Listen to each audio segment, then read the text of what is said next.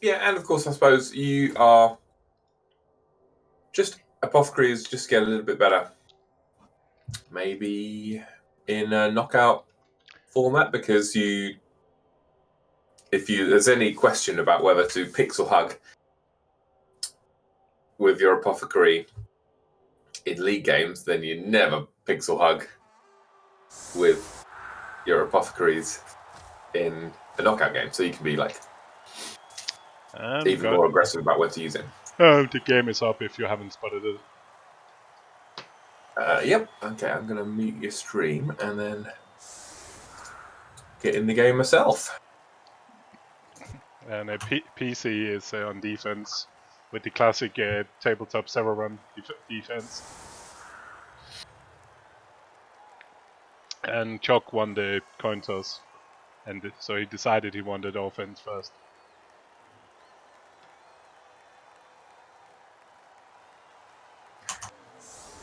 Oh yeah, he kept the 4, took a whiz and apple. Okay, so didn't go with the cheap stars. But apple and the whiz.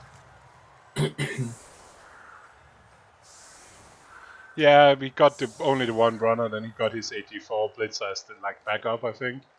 On the other hand, he could. If I was Chug, I would probably actually blitz the 84 blitzer now, because that's in the front line. Yeah. I'll definitely think about that, because if you can get that out, then there's not much left that can actually move the ball. Yeah, the wizard being that they're not actually that cheap without Dell, so suddenly it's 60k for one of the crap ones. Why do you think why go chevrons against this? Don't you want to protect your best 5 with a rule of 5 here, or what's the advantage of chevron defense? There's no way Nurgle's going to go for a quick run. I have no clue. It's probably just default. Because, like you said, the Edge 4 Blitzer is kind of exposed here, and he's more unique than. I mean, you don't want to blitz any of the stand firmers, but you could blitz something else. Yeah. You could have gone rule of 5 and put 2 stand firmers on the corners. You could have put the 2 blotchers, because Chux doesn't have any tackle at all. Yeah, yeah. So you could have put 2 dodger on the side or somebody random in the middle.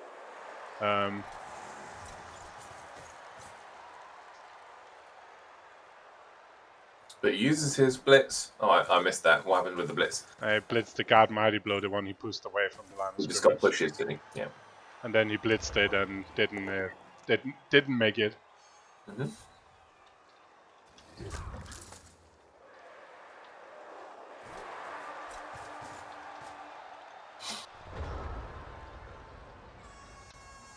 How much fouling would you be doing as Nurgle here in this game? Against a thick skull. I fucking hate fouling thick skull. I would probably, if it's one of the pieces that actually have something, and you can get a proper foul in, I don't hate it, because the value of a rudder is pretty minimal, and they're dying anyway. But I'll probably Wolf would prefer to be on defense when I do it, not on offense. Okay, interesting. Yeah. But on the other hand, if you could chip a player or 2, then it's a different game, whole game suddenly. Yeah, I mean, that's always the equation you got to bear in mind, isn't it? But the thick skull does alter that equation a little bit, doesn't it? So, hello, what's he up to here? I go for it. So he's... It's very early reroll used. I do have... I was about to say... Did he get an extra reroll on top of it? Yeah, because he had 5. They both got extra reroll, so he had 5 rerolls. I don't hate it, because he's so that's a way to try to deal with Claw Bomb, I guess. Make it hard for him to actually use it, but he could block that most of that guard line down if he's. Yeah, he's inviting a fight in here, which the problem is Chog's Can he afford not to take it and just leave those players to get Mighty Blows masked? It's definitely laying down the challenge anyway. And Chug is picking up the glove. Challenge accepted. Exactly. I think basically the wizard is always really good because. Okay, let's see what happens here.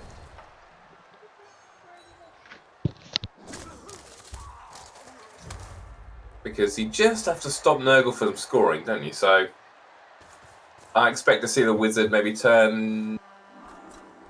I don't think the dwarfs have to think about stopping the score and scoring themselves. I think the dwarfs would be quite happy just stopping the score and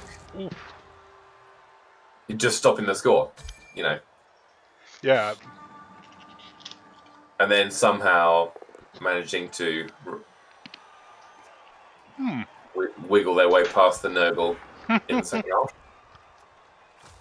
Yeah, I don't know what is with Chugs and Mad Ball Carriers.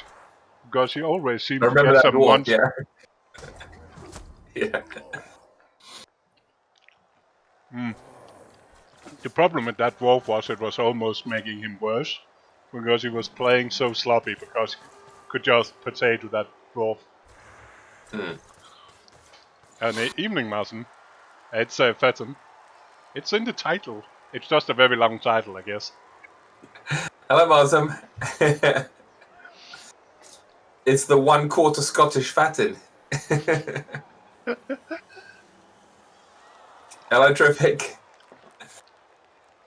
Yeah. Did Drift get beaten by Chug in the previous round? What round is this? This is round of 32. No. Yeah. It's round 2, so round of 32. Then Triff kind of got beaten by Chug. No, he got beaten by Cornite. Cornite, right? Okay. He did. Yeah. I don't know who of them that made a play now. They played like almost instantly. I was looking forward to seeing that. Looking forward to seeing that Wood Elf team in action there, and I didn't see the Cornite match. So a quarter is better than nothing. It's more than I am. It came from being me being a bit stingy about affording an apothecary.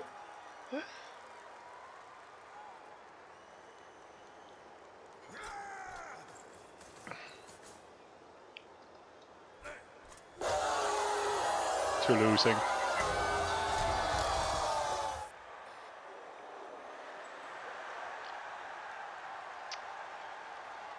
Yeah, I don't think anybody streamed it because they were just playing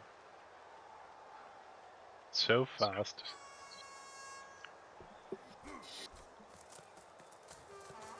So, what do we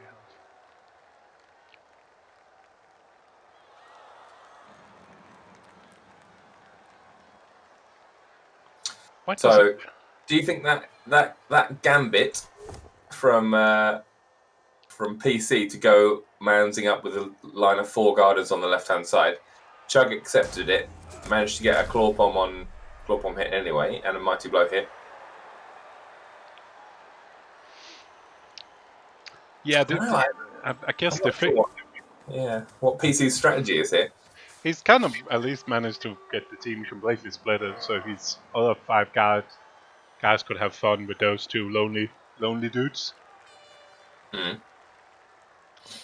Oh, and now the warrior is. Oh no, it's the stand firm warrior. He doesn't want. He needs to get a foul appearance.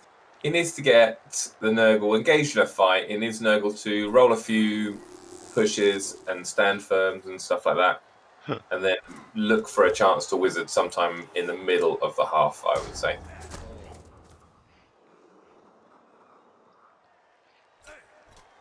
He's not going to wizard when his Edge 4 blitzers on the stone. No, probably not. And I guess the thing for Chugs is as well, because it is Moment 7, he's a little bit less of a hurry than normal.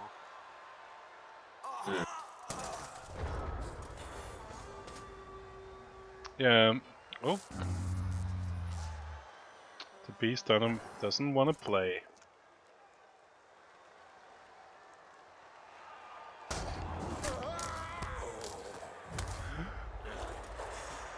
I like the fact. On the decoy. Yeah, but it's like I was about to say he doesn't care about his Slayer, but it's probably true. It is just a decoy. Some people you see like kind of hiding them, but there's no hiding the Troll Slayer for PC.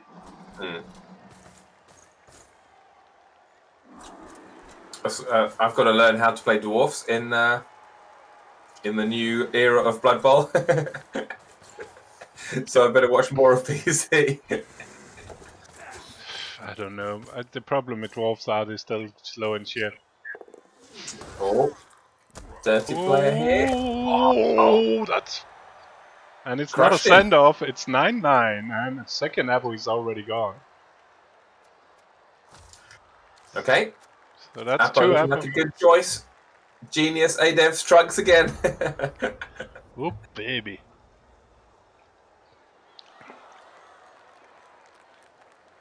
Yep. And that might also mean I'm not sure we're going to see the wizard, besides that we can definitely stop. Yeah. He will probably try not to have to use the wizard now as well. 2 players down. Oh, no, as I said it, he's going for the 5 guy. I don't know. Oh, that's all in on attrition. I would say that's a horrible wizard. No, it must be attrition because he needs all 5 down to get the ball into a foul appearance. Yeah, I think Chug must be happy by that outcome.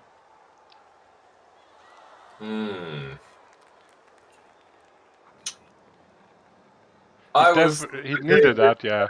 I was thinking we're only going to see the wizard if he sees a clear chance of stopping the score this half, and that is not stopping the score this half.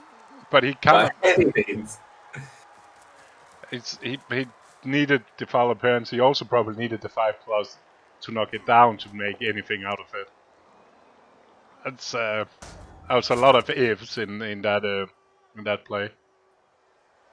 I'm not sure. I was about to say I'm not even sure about.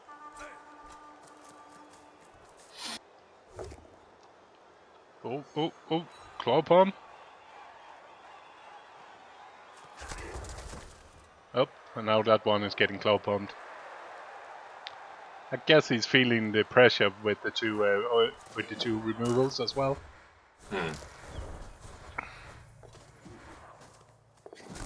Oh, okay. That's... And then punt the ball? Or are you just hoping to stay? I guess... I think he's left this till last, so he could punt. Yeah. I think punting seems... Oh, it's foul appearance. Can get out of foul? He's still... No, he's used to his tier 5, I think. Oh, and then... Yeah, he's definitely... He literally used all his tier 5. Okay, that's at least spicy. I'm not particularly sure. He's going to re-roll this looking for... He needs yellows here, doesn't he? Yeah. Oh, he got 3 dice with strength 4. 5, 6, 7. He got 2 of them. Rex. It's just a bit hard to see. There was a dirty player rather more somewhere. It just... His second DP has only got movement 4. Yeah.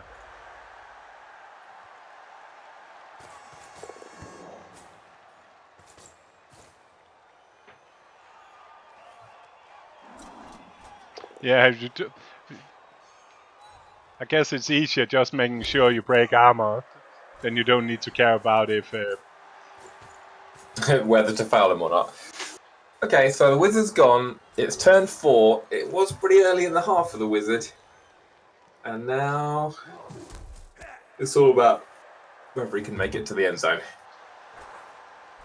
Yeah, and with the movement 784, it's pretty damn hard to stop him. Oh, strength 4 as well. Don't forget that. So just punching him in is... Yeah. It's it blitzing out on strength 5 with the horns. It's pretty brutal to stop It's that incredible. thing. Yeah, it might be, but it's one of them is movement forward. It's not ideal anyway. Oh, it gets him on the second go. Who was PC's gone from 5 5? rerolls, is it? Down to 2.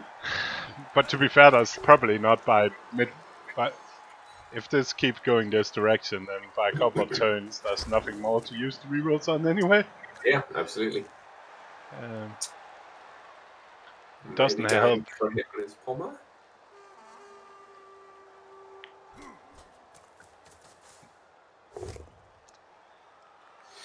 It needs a bit of luck to go his way at some point.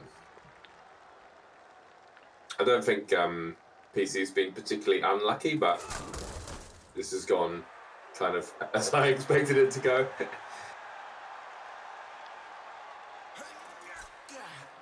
Yeah, and like if that runner is a tasty foul.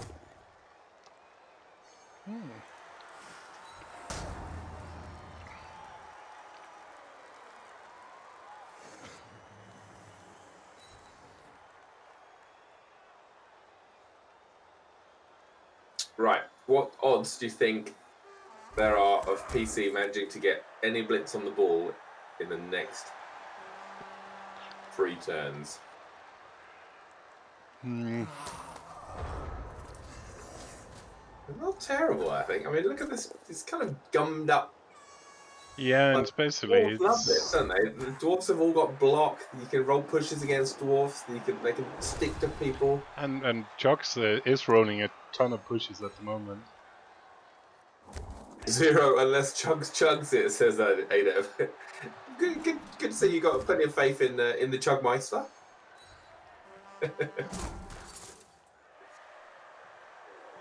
But chucking it is a thing.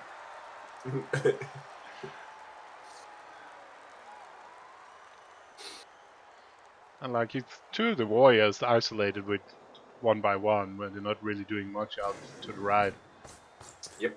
And with none of them being actually stunned or anything, he cannot really do the foul. He's definitely abandoning the foul. Switching right hand side. Presumably not activating the beast.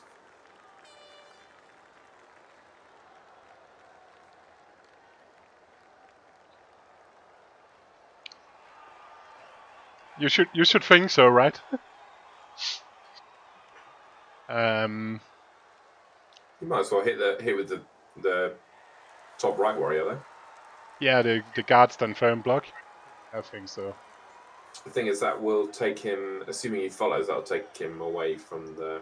But that's no ED4, no nothing. It's even if the beast goes down, it's most likely fine. Yeah, bottom is a rookie warrior. That's it is a bad cage. He's based a bloodstun firmer, so that's 1 assist. That's 70% to yeah. Oh, a little bit less because he needs a 2+ first, but yeah. So PC needs to uphill the rookie warrior on the bottom right, and then dodge out with the long beard at the bottom, at the top right, I guess. That's a reason you might want to. That's a reason you might want to hit that top one. Yeah, you could hit the top one and follow as well, probably. Yeah. That leaves a rookie longbeard on the beast, and not much else going on.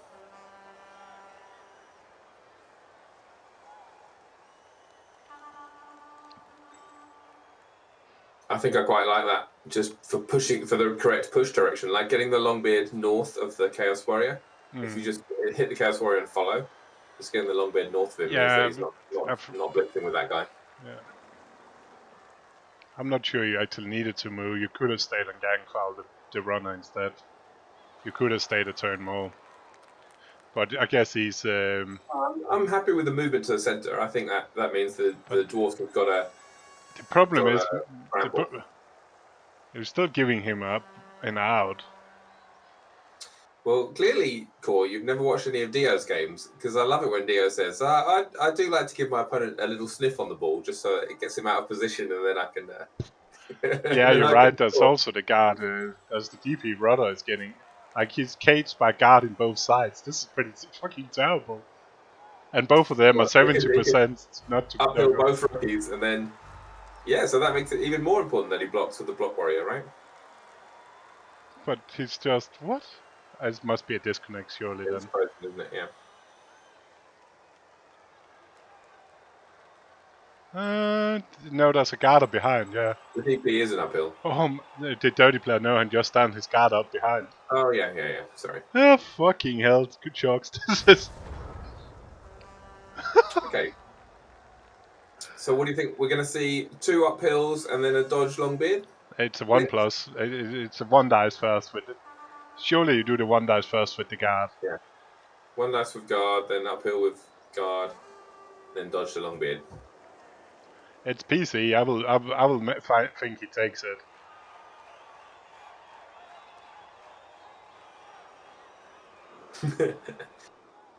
I don't know whether Chug just spent a long time thinking there, or whether the game did freeze or something. It did seem a bit weird. Here we go. And why, if you're doing this, like, you could have tried to blitz his tackle mighty blow pesticles to get over as well. 1, 2, 3, 4, 5, 6 over in the area. At least made it harder. Has he got an instant 2D to free up the Slayer? Yes, he does. Yeah.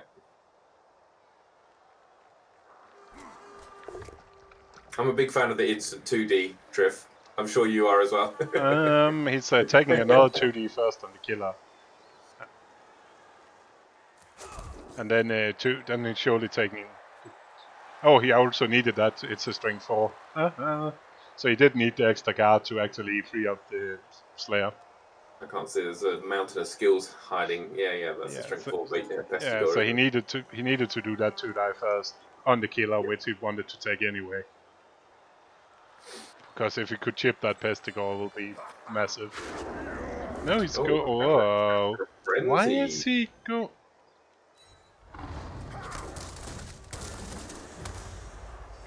That was into 2 dice against. He wants another hit. Yeah, that was a greedy frenzy. I guess that means he's just going to get another 2 dice on the killer if he does this. Don't reroll that. I don't like it either. I think you had the best chance you'll get to sack that ball carrier. I think that should be the priority. Man. And the Slayer is a good, actually. And you're right, the Slayer is actually his best piece as well. Yeah, if he could have freed up the Slayer and put the Slayer back in central.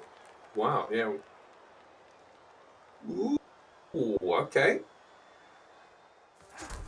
I wonder whether he's even looked at the...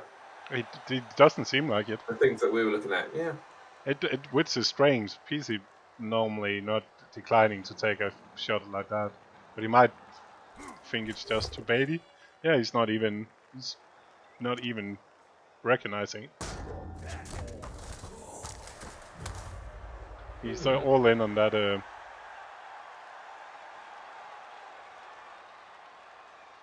The Blodge Firm guy, the Blodge Firm blitzer on the right hand side is pretty nice. But this was an opportunity to, like, at the moment, the Blodge Firm blitzer on the rookie Nurgle warrior almost. I mean, the blitzer can get away anytime he wants to, right? So, but I was going to say that almost favors. That's a trade that you don't mind making as Chug. Yeah, but and he needed to break up, like, because he didn't get the killer down. He needed to break armor on both those guys. Otherwise, the killer was just, and he failed to go for it.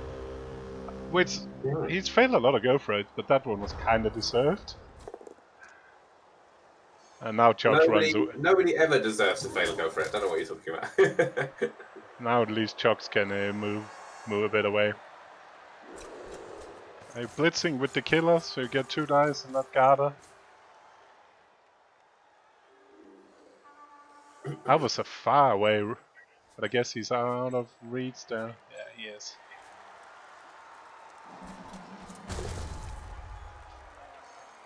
Gets the power, so frees up his killer. Does he pile on here? Yeah, I'll imagine so.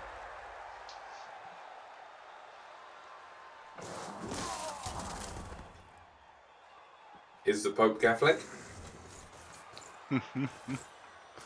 And does he wear a funny hat?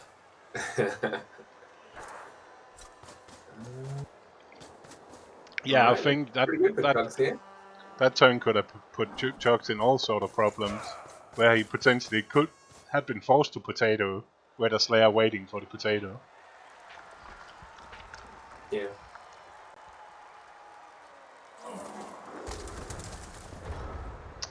Right, now it's looking really grim for PC. What would you do here? Maybe...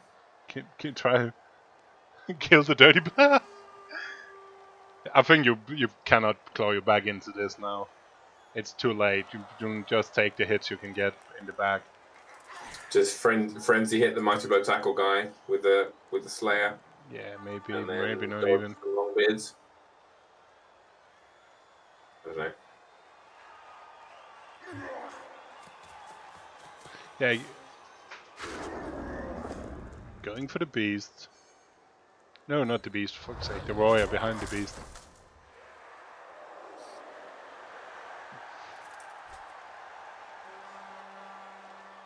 That's still not really doing anything, is it? Yeah, that's the thing as well, like, he's used the whiz, so it's a pretty golden chance to get, at least take the first one dice to get into the ball carrier and see what happens. Or at least free up the Slayer and take it from there.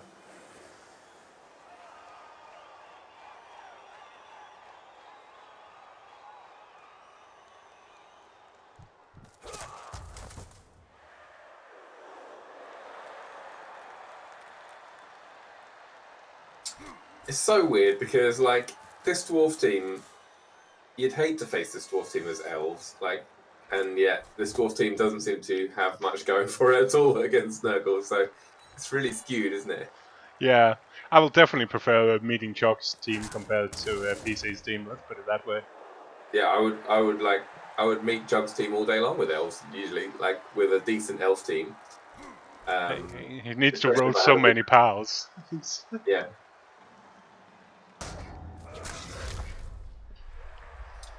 Yeah, Triff, you're right. I thought the best chance that PC had of winning this game was to use the wizard to stop the score in the first half, and to somehow then just manage to roll down.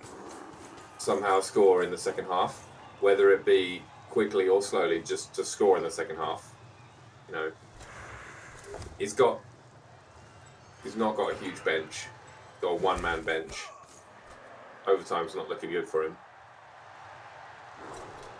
Yeah, and he got... And you couldn't have gotten something out of Chug's not being able to block for shits. Yeah, Chug's blocking hasn't even been that great, but...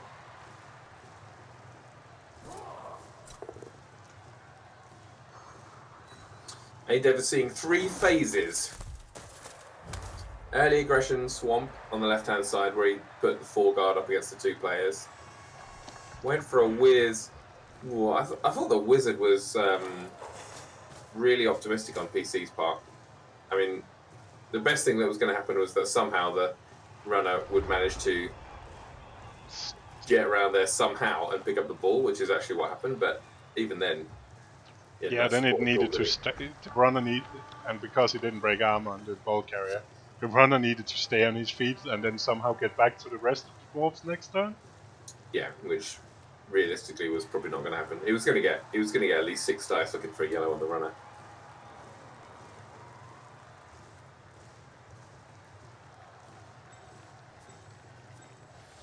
With what?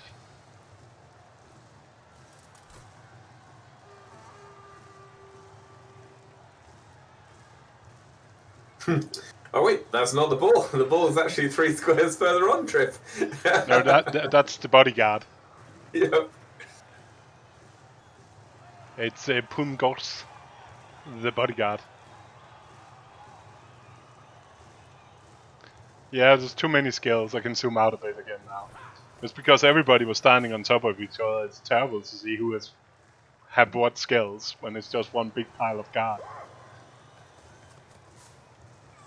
But even if it was down there, he's still not lightening up.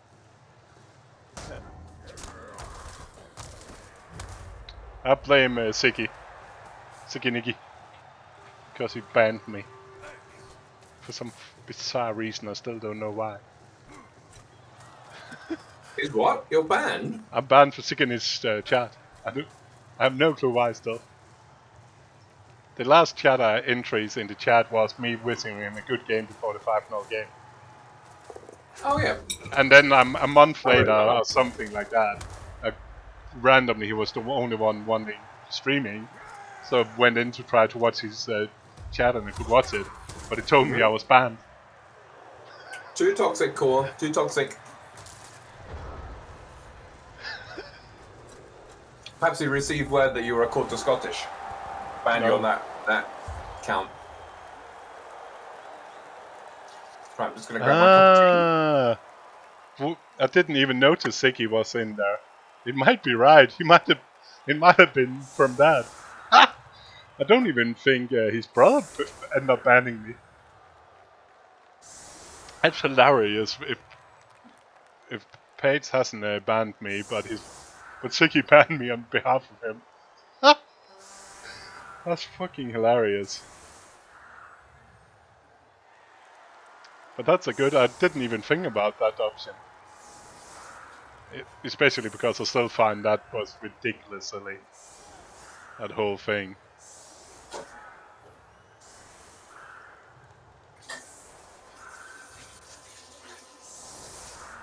Can you see if you're banned even if they're not streaming? One day if I'm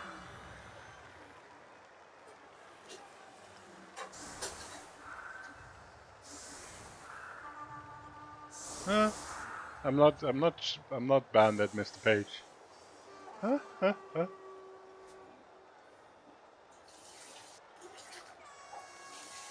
That's hilarious. Cheers on that, guys. And the best part is Sigini doesn't have chat on when he plays it either. So I played him earlier today, but I couldn't even ask him about it in chat. Because he bloody doesn't have chat on, at least not against me. So,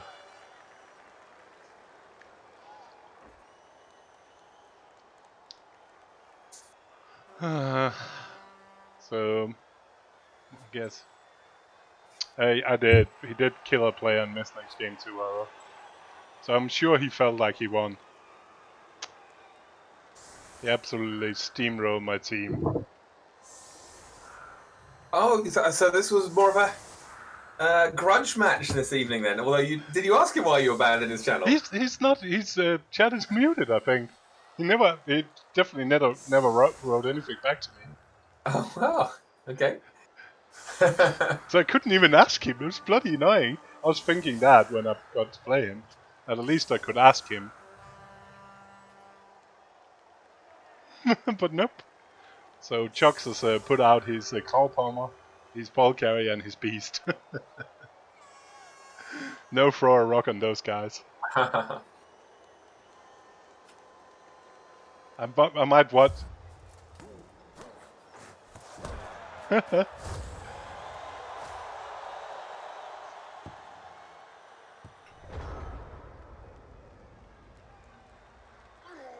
I mean, I have seen PC do some quite impressive things with dwarfs, as in dwarfs on the run sort of thing. You know, looking to get a score. So it's certainly not impossible that he manages to get past Chug's defense here and makes it 1-1 at half time. I guess so that really depends on 1-1 at full time. I mean, 1-1 at full time. Yeah, sorry. So it depends on how much attrition he takes in the meantime. He did just yeah. And hey again, like you kind of lost the win in our draw because he steamrolled my team like you did. He absolutely just killed my team, but he didn't prioritize actually scoring enough, I think. Is Siggy the older? I think Siggy is the older. He looks like the older brother, doesn't he? Are they brothers? Yeah, they are. It's I did crazy. not know that. They play kind of similar Blood Bowl, so that's as well. I think Ziggy is. He's played a lot more, but his page Casper is pretty. It's quite new compared to him. Yeah. But both of them are pretty.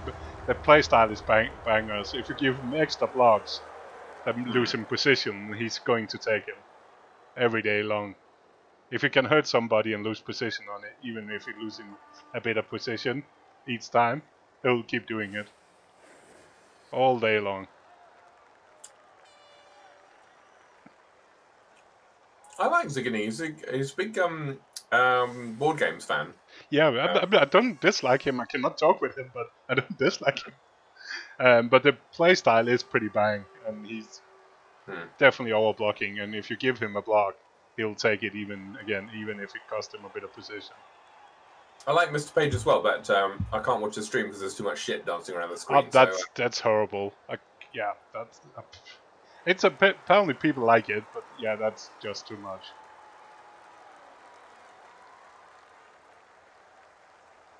Yeah, not Truth is not a Ziggy fan. Yeah. Have you had dealings with him in the past, Triff, or what's? I don't know. I guess it's just personal likes and dislikes. I think. Yes. Yes, no, Anto. I just found this out a minute ago, and I was shocked. Toxic Triff. Yeah, he should be banned for everything. He's like Hancock Deluxe.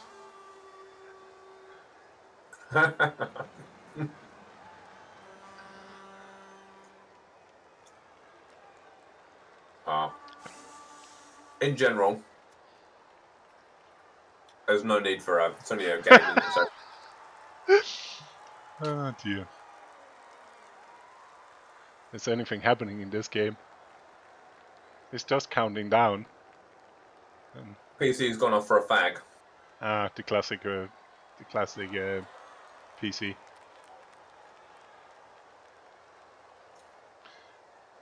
But yeah, I could see him plays a lot of board games. That's cool enough. Or at least play it. Yeah, he has. He must be not quite some older, but he must be. From the look, I would judge him to be at least some older.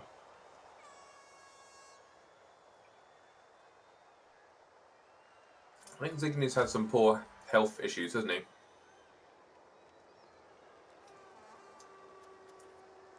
I remember from about a year ago. I don't know how he is at the moment, but yeah, he talked. I think he had a little bit the thing with. I think he's overthinking something.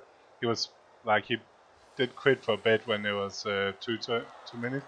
Is it a bug replay? Yeah. Is your replay also just stuck on? I'm watching in gamers in Cabal Vision as well, and they're not doing anything. So the time is the same as you. Okay. A bad case of hating 2 minutes.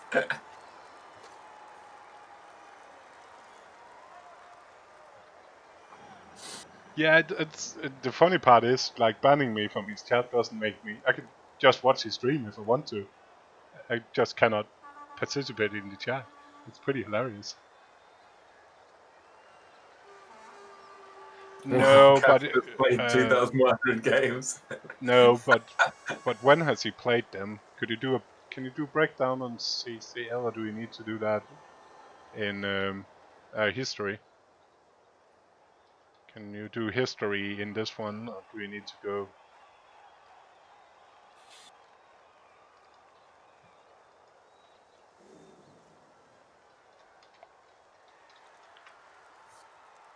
So what season did he start? I did play in the beginning actually, but he's really first played a lot. Again, he had a long break as well. He's played more than. Actually, he played more than I thought in the beginning. He's played more games than me. I doubt he's played more games than you, but he's probably played more games than you on BB2, right?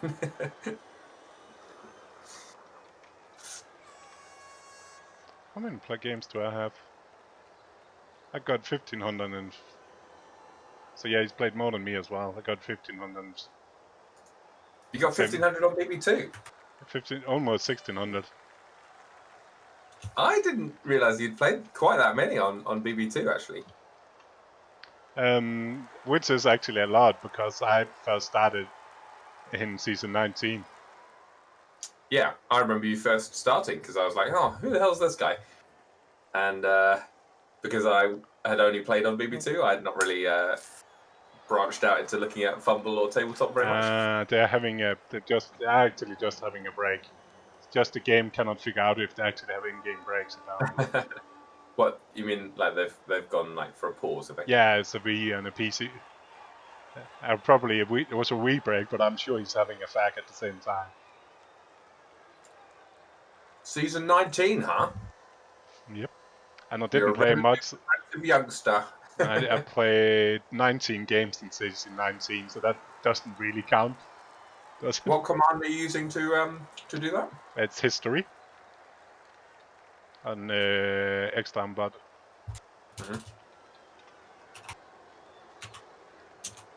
Yours is so long. You start in season 5? What, just ! history? Yeah. And then code's name. You also have exclamation mark breakdown that splits it out on your games out on races. You should actually just use ERB help, exclamation mark ERB help. You get all the commands. Okay. But history and breakdown is in. Breakdown is pretty good. The old 38% win rate in season 5. I remember. I think I just played. I played about 4 or 5 games in the open ladder, and I met some nice chap who was playing Chaos Dwarfs. He said that you should probably the champ ladder is the place where the good players go. So I was like, okay, we'll go there.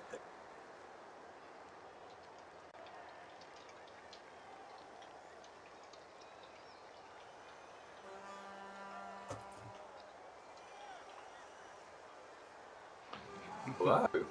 Triff is doing a proper way. It's quite funny. I do like it. The history one is quite funny to see when people actually started. Oh, you also had it. Mm. I have a couple of 6 concession seasons. Me? Yeah.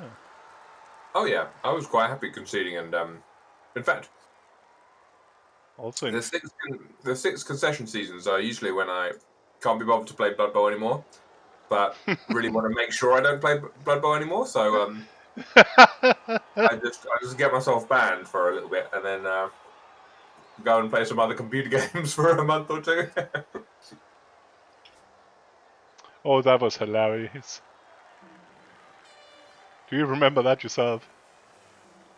Yeah, that was at the start of lockdown. That was early in. That was hilarious. 20. I don't 2020, really. I guess. I really don't care much.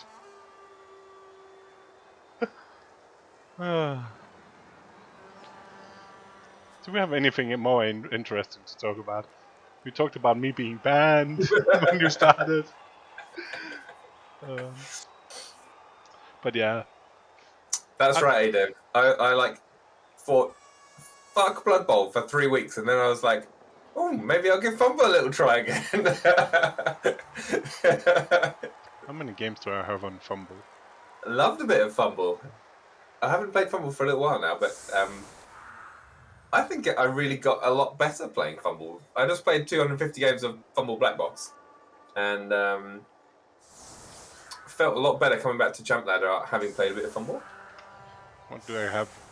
Almost, I guess I have just about 4,000 Fumble games as well. Which is not saying much since I got 1,500 alone on one team. 1,535 games with one team. What? I got a high elf team with 1,535 games. That is correct, you heard me. On Fumble? Yes.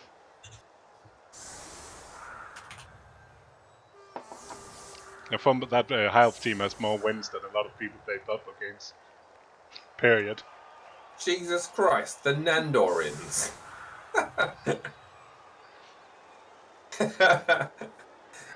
Right.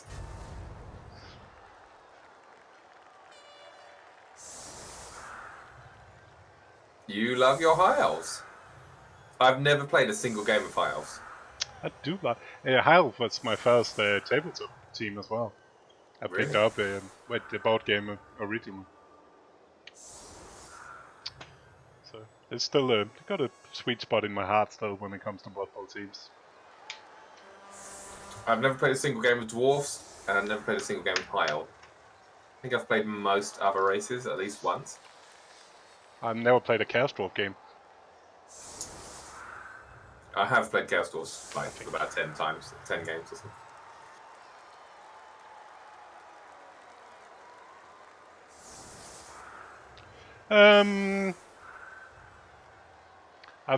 It probably depend. We're not. You cannot because we're not actively going looking for owls because that will take all our time. But if somebody is stupid enough to make them aware that it's an owl, they will get banned.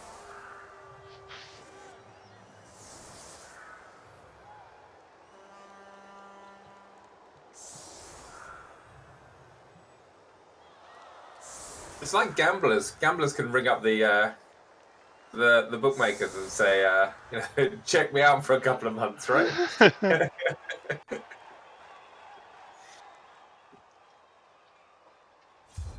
All right, we've got the game back on. I'm just going to grab my cup of coffee and then I'll be back.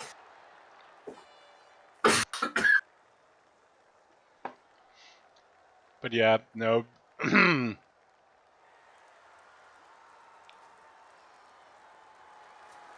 So, but yeah, it's a little bit problematic with the owl strip because it rules clearly states you're not allowed to do it. So I think if somebody is actually doing it in a way where we cannot not notice, we probably will have to ban them. But from that to go looking for owls is a different thing. Because, yeah.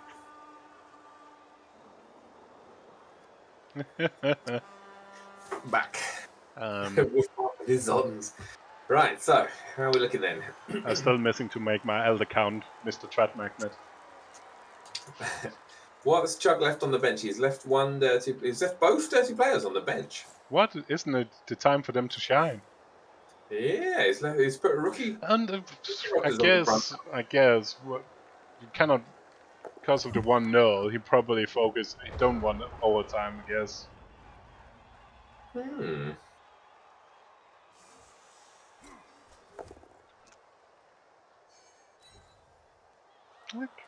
The Amazons are fine. It makes playing Dark Elf a lot easier.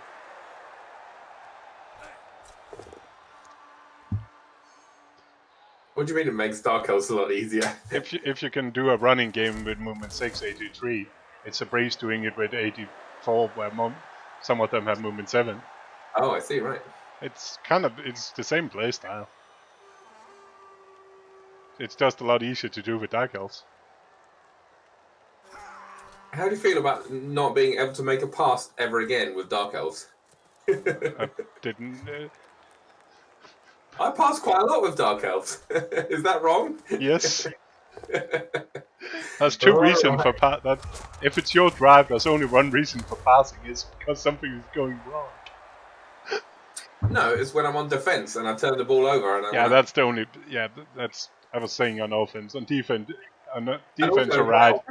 To try to get the ball wrong sometimes. Like when my Dark Elves get beaten up and I'm playing with 7 Dark Elves or something.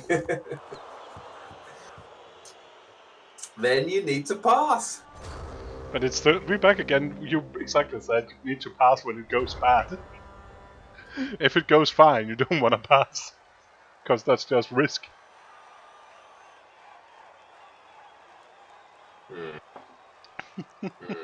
And especially in tabletop where the star player points doesn't really give a fuck.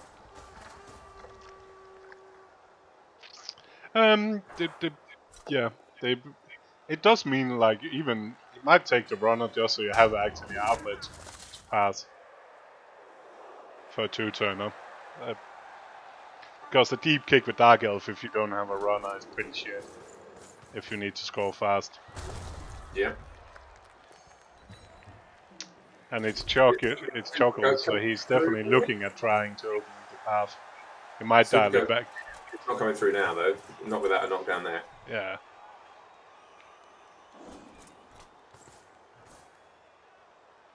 I would have been a bit reluctant to go crazy with the Super Goat on that turn because, like, he just needs to keep it fairly tight here, doesn't he? He didn't remove anything on the line, did he? No, I don't think. There's still 3 reserves, so, and nobody in other boxes.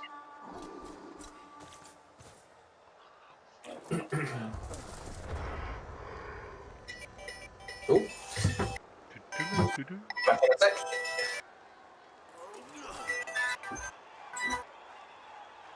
Hi, Pete. How's it going?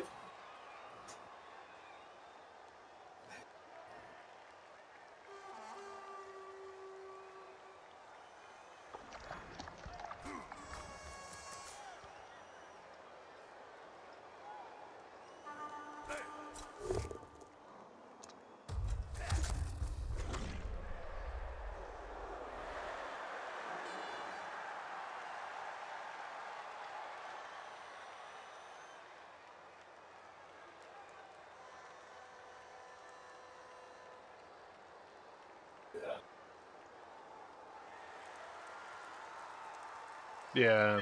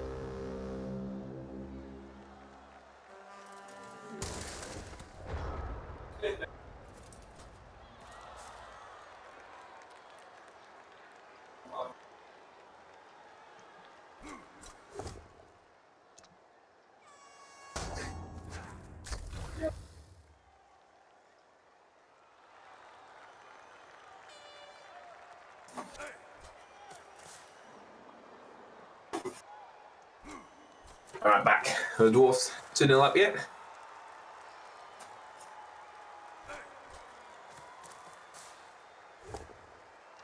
Some banging going on.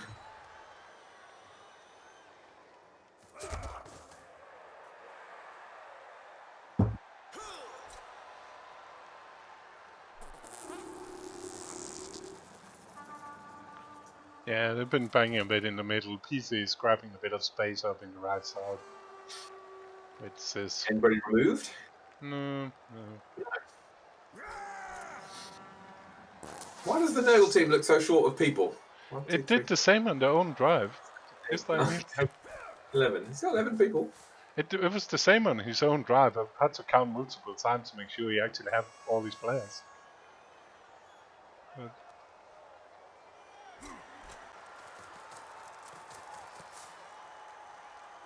When I'm playing elves against Nurgle, especially if the other guy's got a stand firm beast, I'm always a little bit paranoid about whether he can get the beast on the ball or not.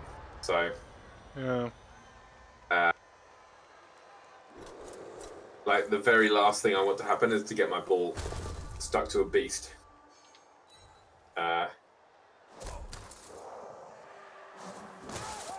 Stuck to a stand firm beast. I'm not so worried about if I have to uphill the beast and he's got no block.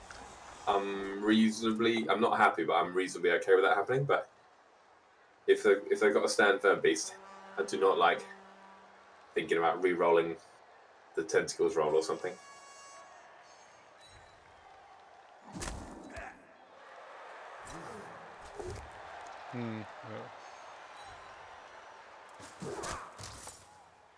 But when you're dwarfs, I guess you just get stuck in.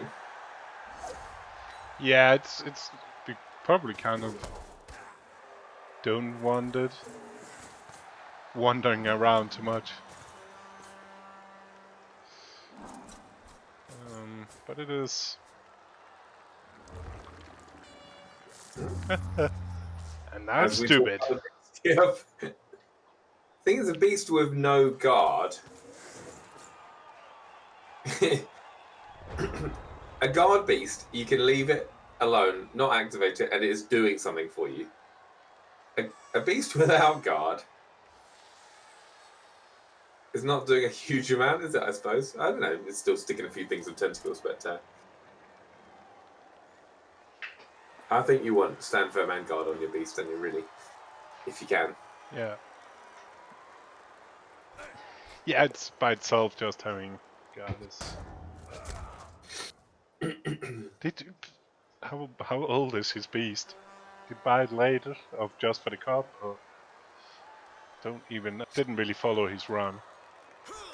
Well, his name's Rory Lensis, so it wouldn't have been the first man on the team sheet. You never know. He is a magician after all, right? Good evening, Eliod and Eliod viewers. Yeah, good evening. Good evening. How's the magic vamps going? I think we had at least a minus movement vamp. Ooh, well, I know one died yesterday. The record is still amazing. Yeah. But I don't know if anything else. Yeah, but Eliod queued a long time ago with vamps, so it's not like he's playing to qualify anymore. Eliod's playing to develop into the best vampire team ever seen in Champion Ladder. Isn't that right, Eliod? Oh, that's a shame. Oh, the Edge 6 one.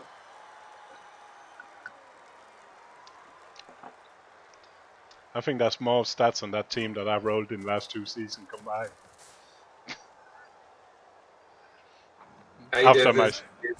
Is kind of pessimistic about Eliod's strategy here. I agree with Eliod's strategy. If I had a monster vamp team, I'd want to make it into a monster vamp team.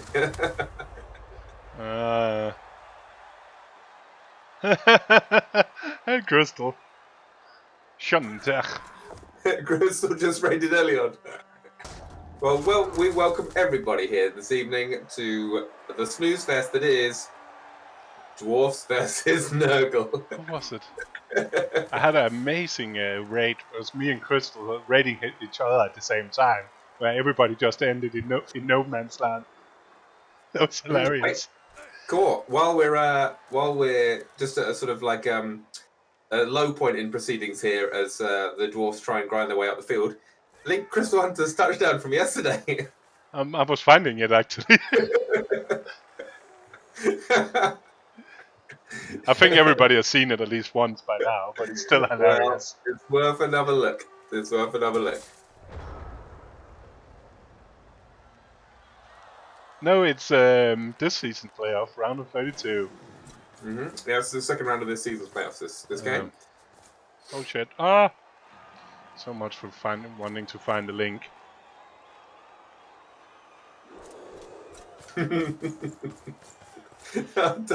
I have not seen many better touchdowns than that one. So we got a. Oh, that's not the link from Spike I wanted to look. For fuck's sake.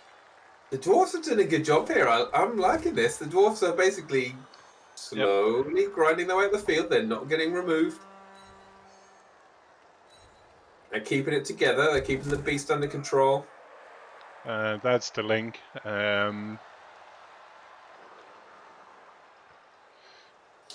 The fact that all the dwarfs are connected means that all their guard is helping each other. So, you know, this is good dwarf play, I think.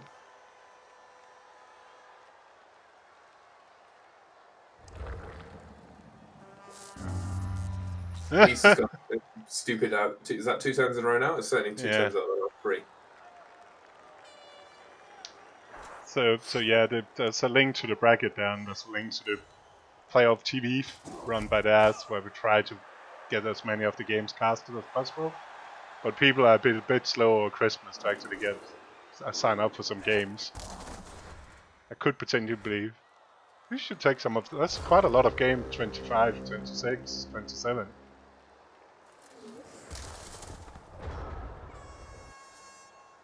Yeah, it's amazing.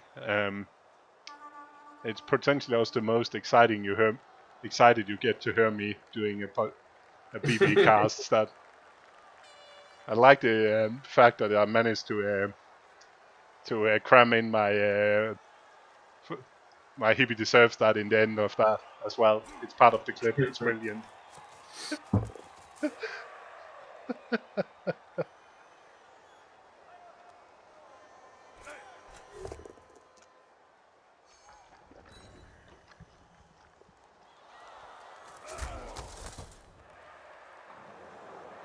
If he can get this tackler down, does he fancy a semi-potato?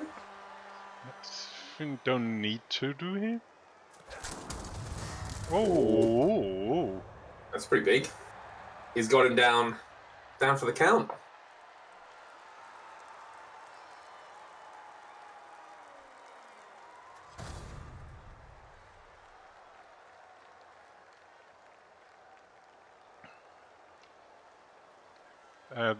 No apple. He's Nurgle. Come on, PC. I want to see this go 1-1 at least. Yeah, it's looking good.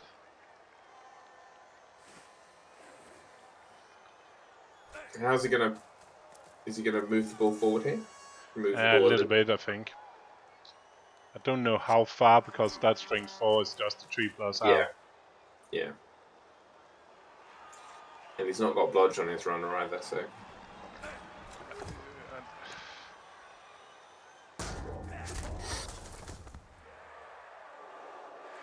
A lot of Nurgle on the floor here in this turn, aren't there? Wow.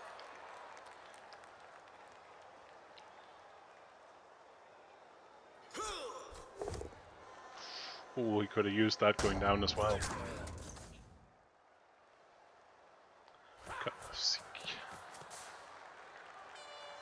Yeah.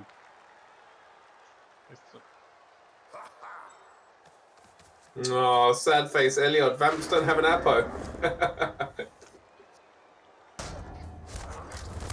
Oh, and it sticks. Ooh. That's a big hit. That's a real game changer there.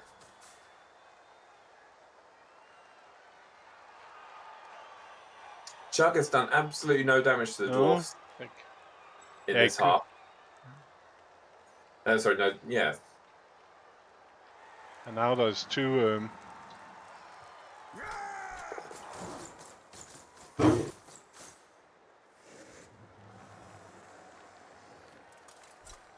And now foul on the killer. He's what's that? 1 assist opportunity foul.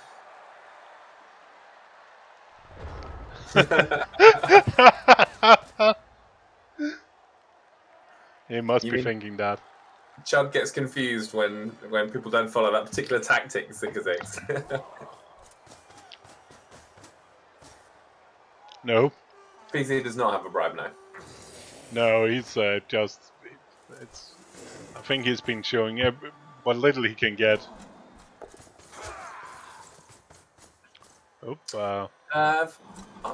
PC has used 1 reroll this half, right? Because he starts off with 4. And Chug hasn't used any rerolls. No, I think at least not to my knowledge, this is the only one scheduled today, but people can schedule without being posting them so everybody can see the times.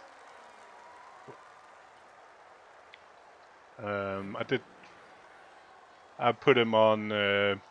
I can post that again. I put him the time on this website as soon as I see anybody mention they're playing at any time.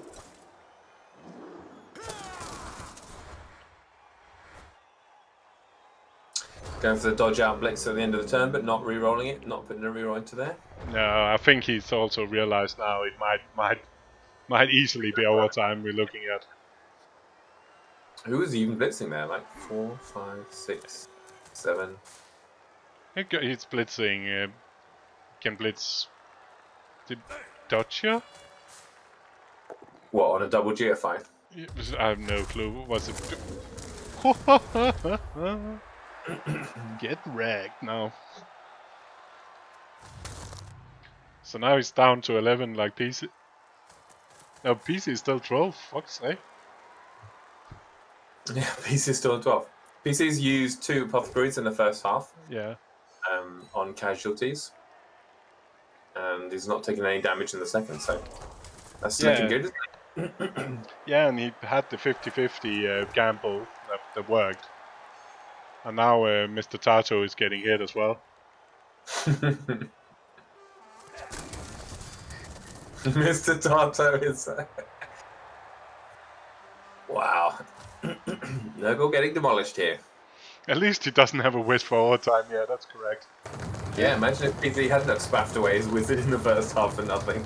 And he's going to stamp on that, on the killer again, I'll imagine. Mm-hmm.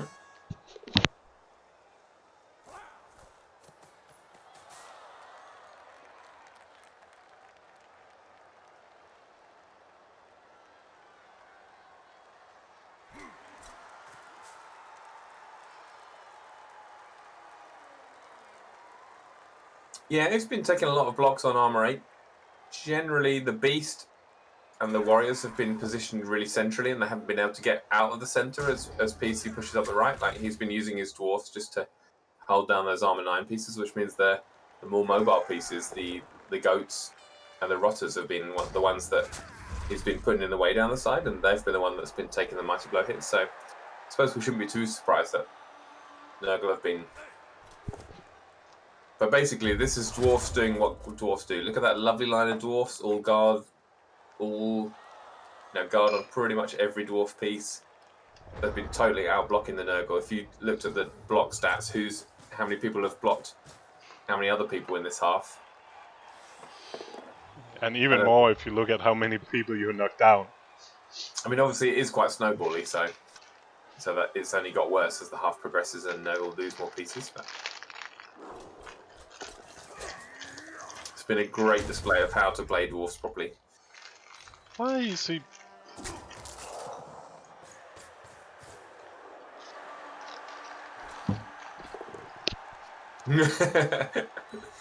That's right, Adef.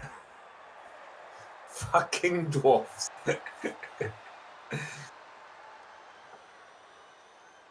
Piss off with your mass tackle, stand firm.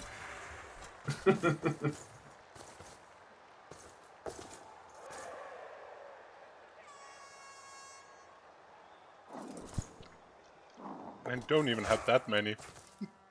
They only have 2 stand firm.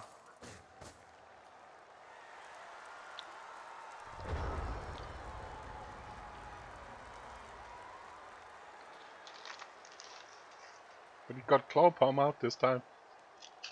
The thing is, though,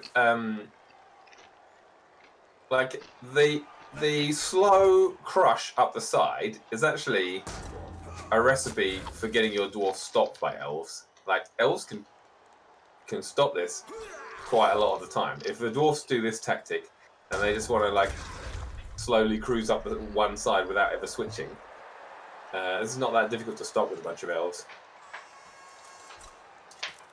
So I'd almost fancy my chances more stopping him with elves than I would with Nurgle here. The Nurgle have been steamrolled. Yeah, the problem is they can just stand up and get smashed. Yeah, they can't dodge, so they can't screen. At least not reliable. Hmm. So he's going for... Is he going for...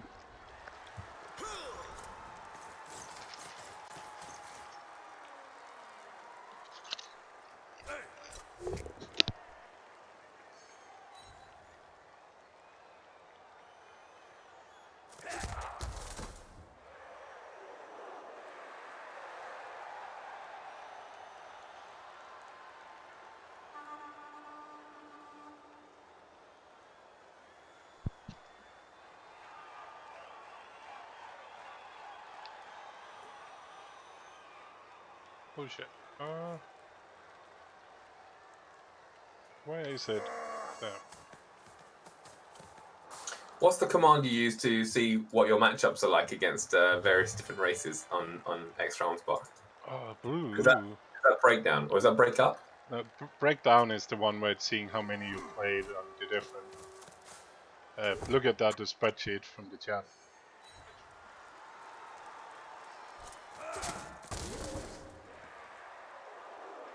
Let's see if it's on there. Yeah, breakdown is your own, and break up is what you played against. Yeah. So the very bottom of mine is Chaos Dwarfs, and then Norse, and then Necro, then Dwarfs, and then Amazons. So they're my bottom 5 win percentage. I wondered where Dwarfs would be, but Dwarfs are apparently worse.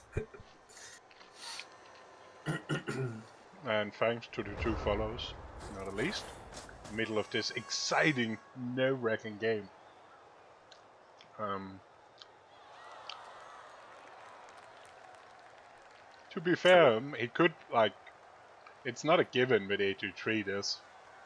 At least we can get the string 4 and the claw palm mine around the ball.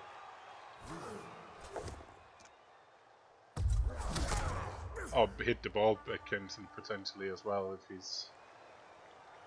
How frisky he is. There's no really injuries. Oh, besides this Nurgle warrior. That's just a rudder, and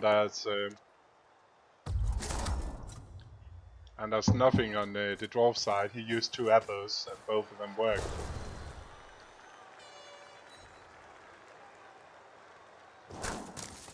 Were they on perms though? Which ones? Were the appos on perms? I think one of them was. The first one was on perms, yeah. Yeah. Oh, a KO. How novel. So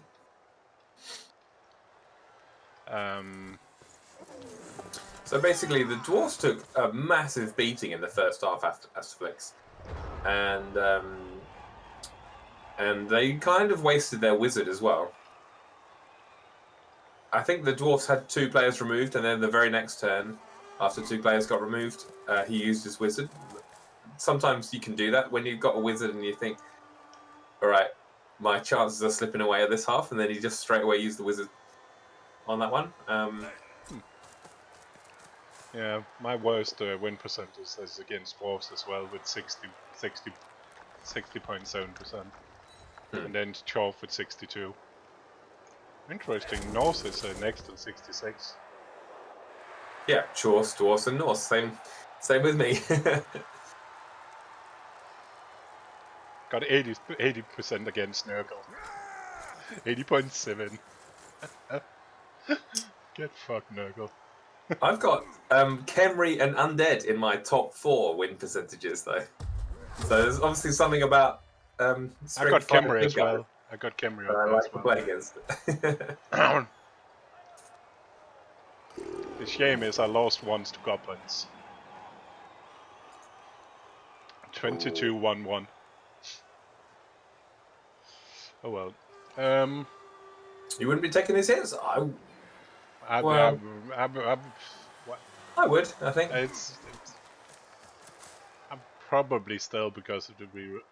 Got still 3 rerolls. I'm 1602. I lost to. Actually, I lost to. Was it Chandler's Ogres? Magic Ogres that just kept picking up the ball and walking around with it. Meanwhile, he was killing my players. It was slightly annoying.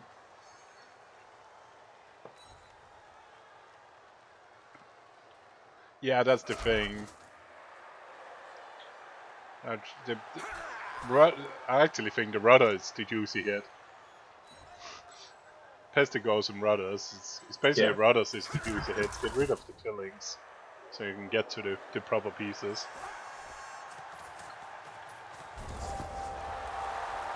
Right, 2 crucial KOs to come back for. I suppose he's got 2 shots of them coming back here, isn't he? So for Chug, if either of these KOs does not come back in the 2 shots he's got here, or one of them comes back, the strength one, that's quite big.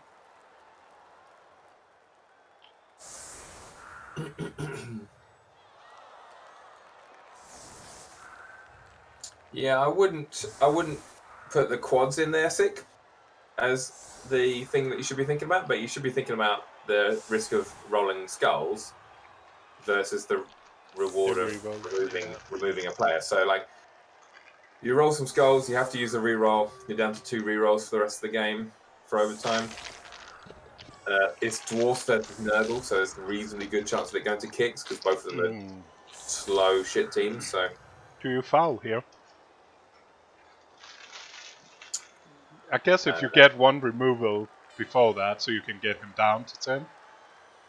But if you don't remove anybody, it's definitely not worth it. But if you can remove one of the other ones, if your Claw Palmer removes 1, is it worth then trying to get him down to 10?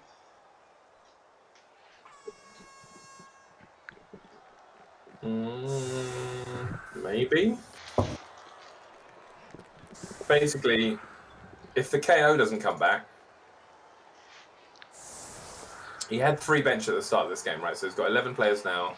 If the KO doesn't come back and he fouls and gets sent off, he's playing with 10.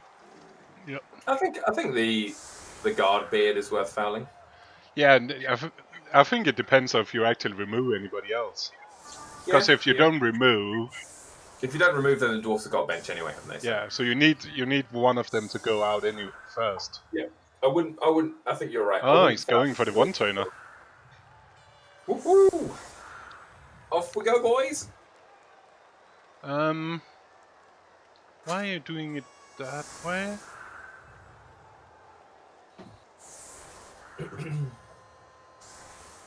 Why is the guy you wanna? Okay. That just takes more bodies if you don't use the line of scrimmage, but I get the quick snap. Well, lucky you getting a quick snap there. I don't think he was doing that right at all. It works. He blitzed the middle piece, and then he starts the chain. But I think you move everybody 1 to the side, and you can take the outside one, because then you can use the next one on blitzes on normal blocks, even if you get a knockdown. Yeah, even if you don't get a push on the first on the blitz, you can still do it if you use the LOS. Yeah, if you use the Purple, but this way maybe it's better. Now you can get blocks. Maybe it's better if you get a riot this way because you got a lot of pieces that are disconnected from the LOS. So yeah. Astaflex's low estimation of Chug's ability to respond to the quick snap. maybe.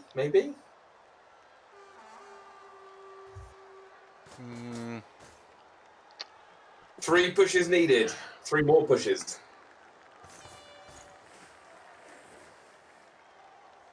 Can he do this without using his blitz? Because that would be fucking amazing, right? He can use.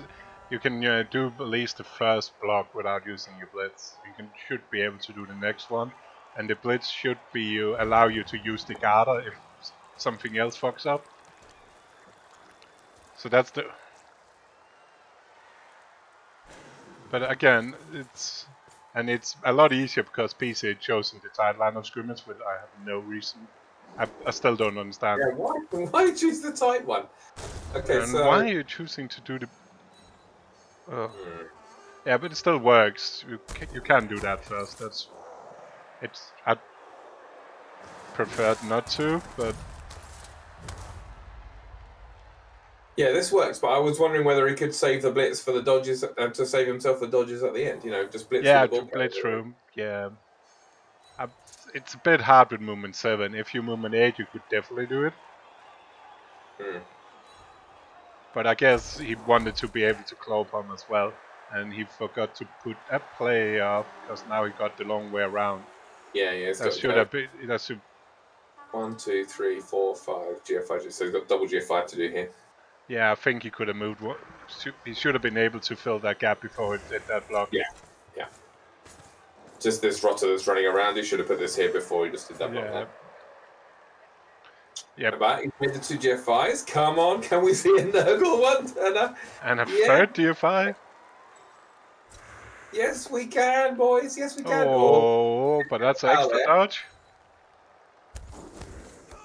Yeah. They do have dodge. Is there anywhere there's plenty? There's around the troll sled. There's no tackle. Oh, look where the ball is. I hadn't even noticed where the ball was. All right, okay. Maybe I shouldn't even have been hoping this. I didn't know. Why the ball didn't was he on not the start? baseline. Okay, if the ball is deep down there, why didn't he start with the ball? That's a rookie mistake as well. And what did he use? What did he use to reroll on? He didn't use a reroll, did he? What did he not have any rerolls? No, he just doesn't want to use a reroll. Oh, overtime. I guess it's so deep. But that's another reason. Why not just do the handoff first? Do the blitz and then with the claw palming and then get the ball before you move him away? Yeah, I didn't. I forgot overtime in my head. I was just, why the fuck didn't you? But why not do that?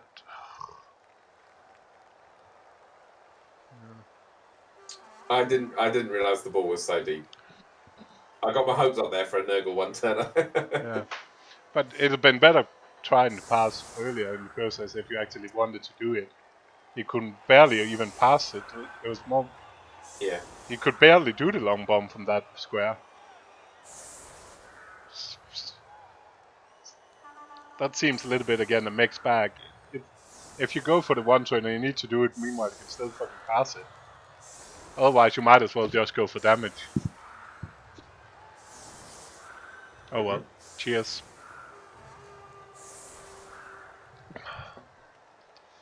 And he didn't remove anybody, so he didn't need to go for a foul because the Dwarf's still on the bench, so...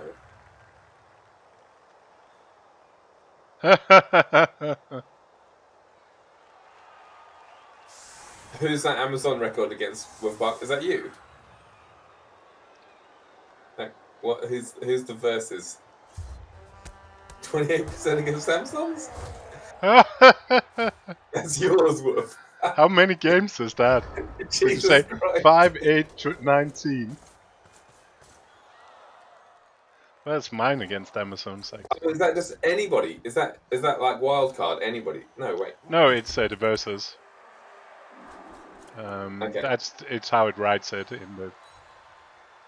Yeah. So that is Wolfbuck's record against Amazon's, and that's Triff's record against Amazon's.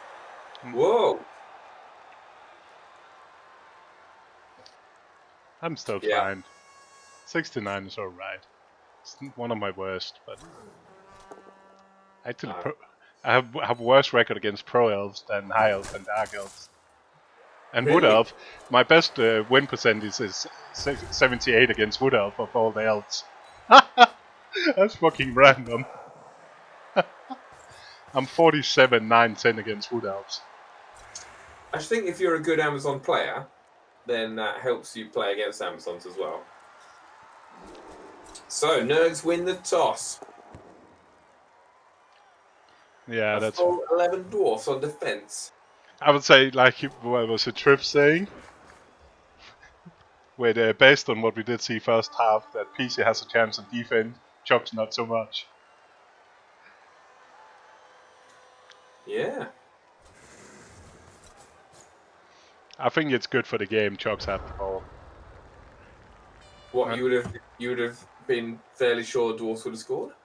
I'm more sure that Dwarf has scored than Nurgle's going to score. Okay. Judging from the half, it looks easier for PC than it actually is.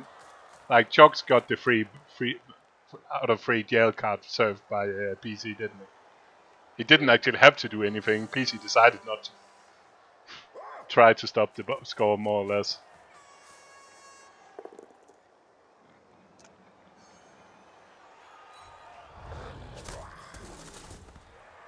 I know who I'm in the booth with. That's why it's funny. And bad, and with bad is 70%. I don't know. It's 1636. It's not like it's like outrageously bad.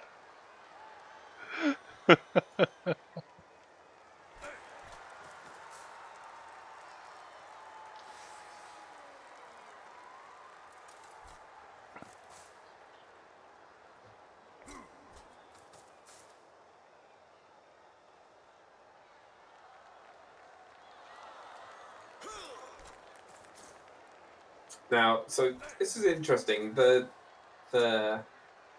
in the first half, when PC was on defense, he went big on. He just went straight in there looking for a fight. Yeah. But he had the wizard that time, so I think Wolfbach maybe said, or Adev, he was looking to draw the Nurgle in to do what he ended up doing was like a 5-6-man fireball and try to. 5-man fireball and hope for the best. Yeah. And this time he's not going into the big fight. I wonder if PC's thinking maybe be really super conservative with rerolls, and he's got kicks in the back of his mind. He must. Both these players must have kicks in the back of their mind. They're both playing slow teams, right? So But if PC wants to sack the ball, or if Chug wants to score and win, almost certainly they're going to have to use their rerolls.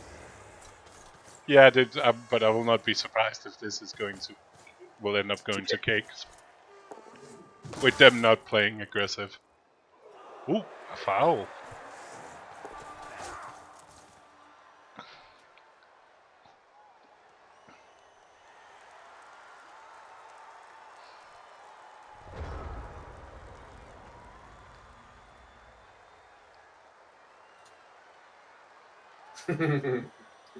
Store's record against Spurs. Mind you, small sample size, Store.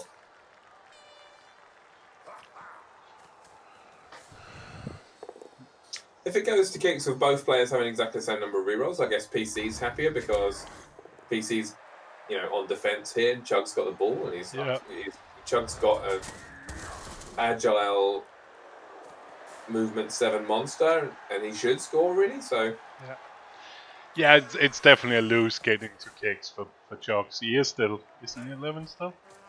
Yeah, he's 12 as well. So it's not like he's down players. He got all his good players still besides that Nurgle warrior. Yeah.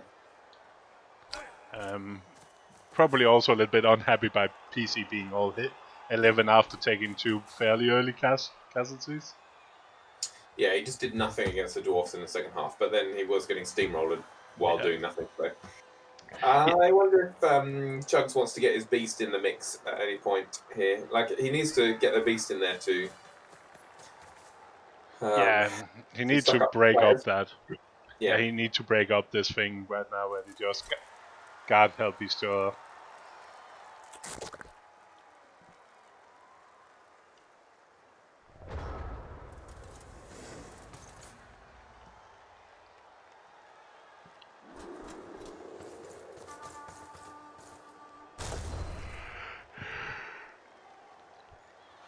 I guess a turn or two of claw bombing will not harm anybody. He's not even... Oh, didn't follow. Not even palming. So it's just Claw Mighty blowing. That's so last year.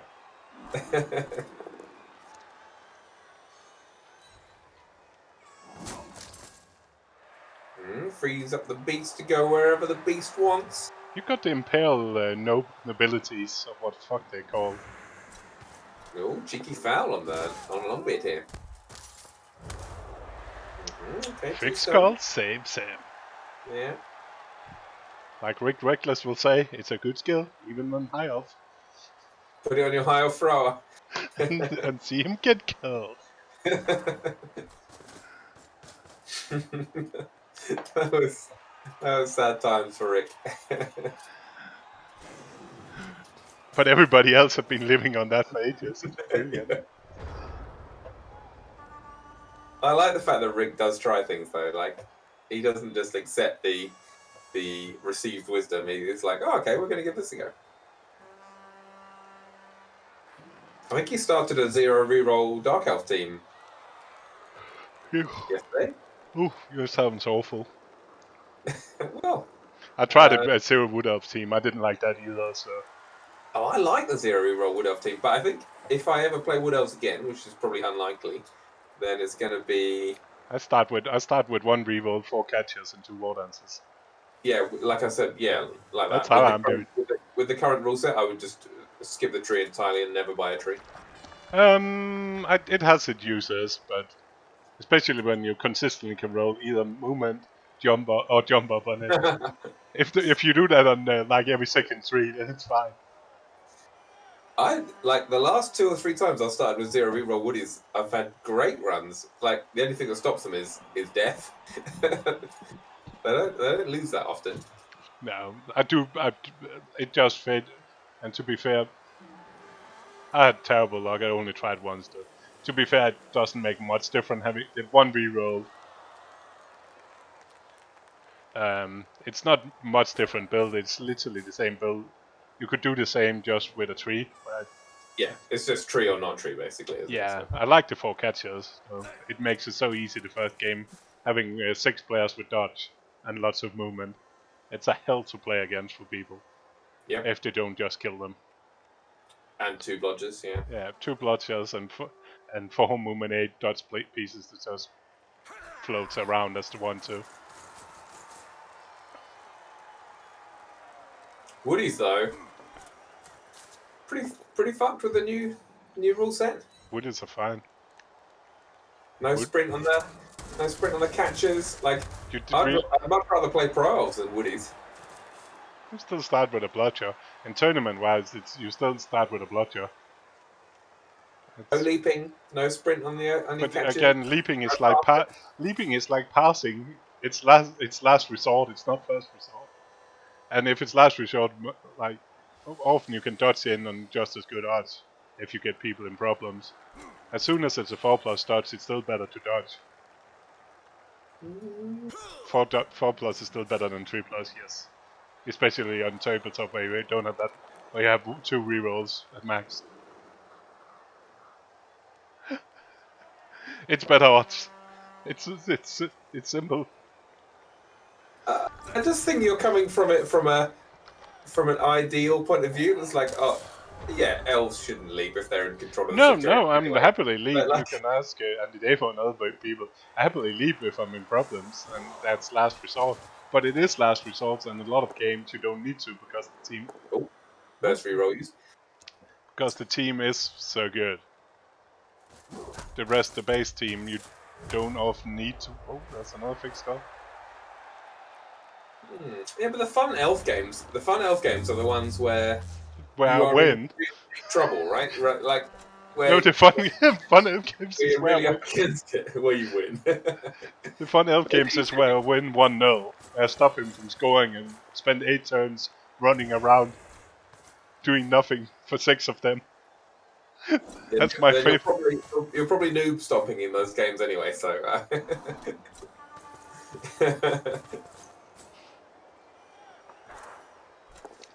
It says a lot about his dwarf fantasy. I was about to say the pro elves. when things go according to plan. I don't know. Maybe. Wood Elf will be fine. It's still top tier. It's still top 3 team. Because Really? it's basically, when we're talking tabletop, like 1-1 1-1-5. Because, again, it's still... You still start with a movement 8 blotcher. I'm not talking tabletop, though. I'm talking champ ladder. But champ ladder is... Not very important. Not really. I'm saying, meanwhile, we're casting a champ ladder game. It's brilliant. No, important to me. we don't know what the champ ladder is going to be either. How they're going to cap it. No. Yeah. And if they're going to cap season, and what are we going to get? Because they still have a better chance. If you have like X game seasons, they still 84 is still better at developing faster. Yeah, true. Most of my being in trouble is fun. Sometimes but you're right. Sometimes it's fun when you get out of it. Or if potentially that could be like a streamer that offer you a 3+ to suddenly win the game. If you absolutely lose with elves, that's pretty fun.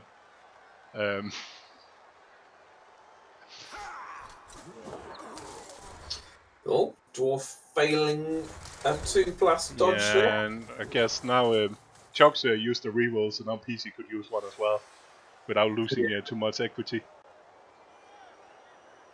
Wow.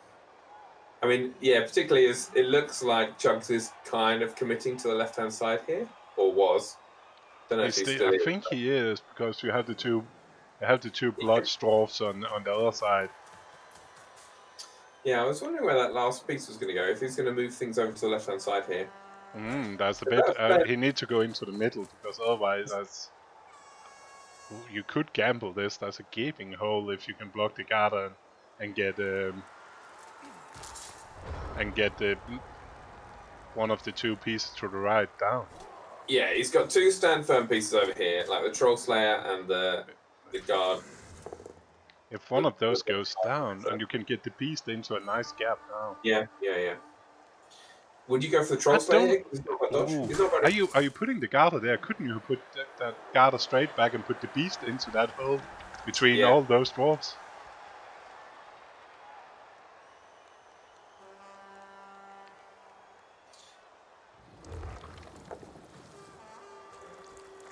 Okay. Yeah. He's going for the... He's going for the power? I'm not sure. I'm not sure I like that. I think I've gone for the Troll Slayer and hoping for the power on that dude, and then hoping for the power on the other one. He needs a power either way, doesn't he? But yeah, I guess you have tackle, but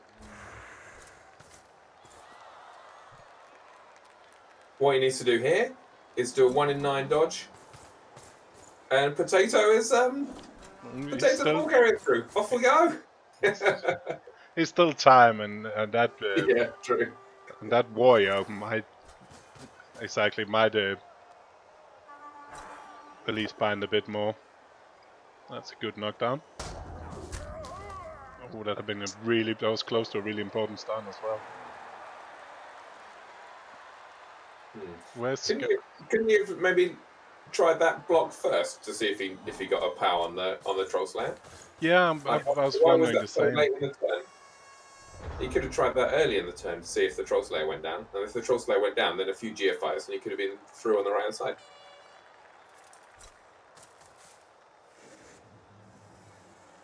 Like, all he needed to do was move 1 assist in for the Troll Slayer with a Brotter or something. The Blitzer is stand firm, Seattle.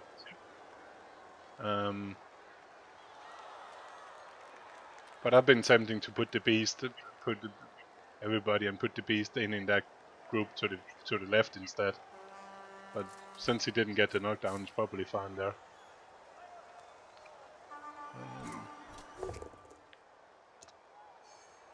Had to do, but he could have gone for that hit first on the Troll Slayer, and then decided what to do. Yeah, I think getting yellows on the Troll Slayer there meant that he did have enough mobile pieces. The 3 pesticles, for example, there's 4 pesticles around there. Yeah. There's enough mobility there that he could have maybe got up beyond the Troll Slayer. It put Chugs in quite a lot of trouble.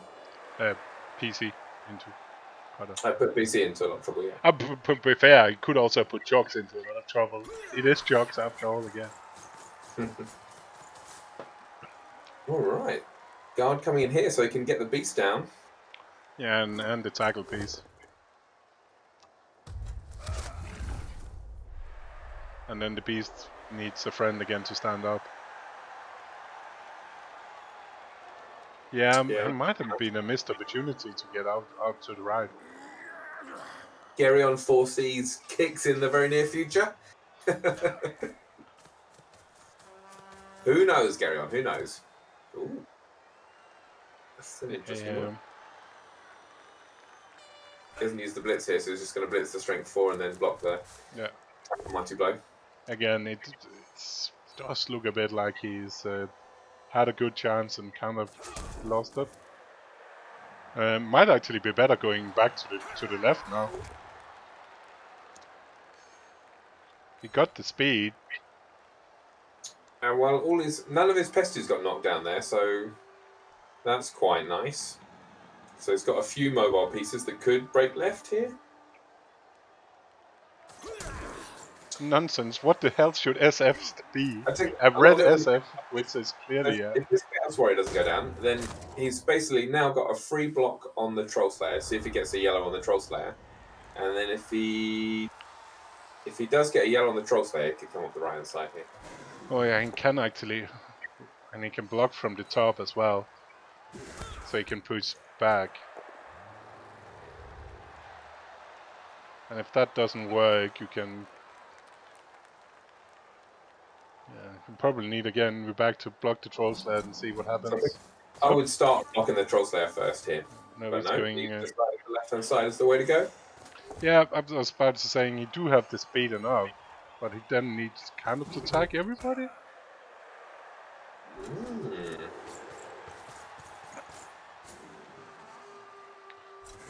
me see.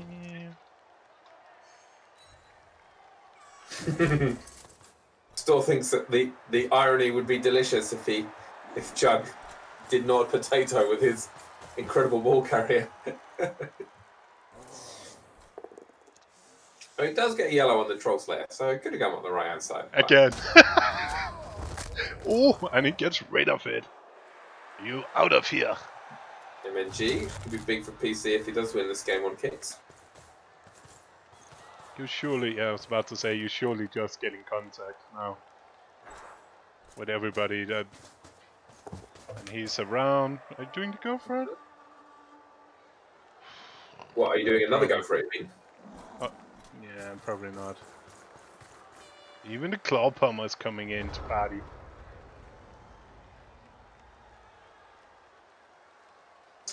Yeah, the injury worth is not worth anything really, because the Troll Slayer was so out of position anyway, probably. But the decoy is out for next game if he wins. Yeah. Okay, so the beast is back up, which is big.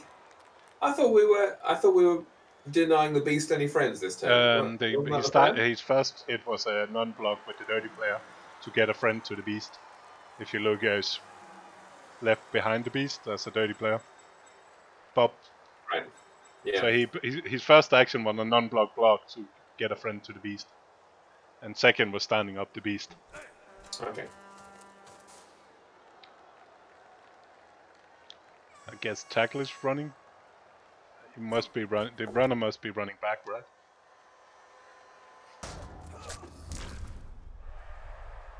And now stand firm. Can you get stand firm all the way off?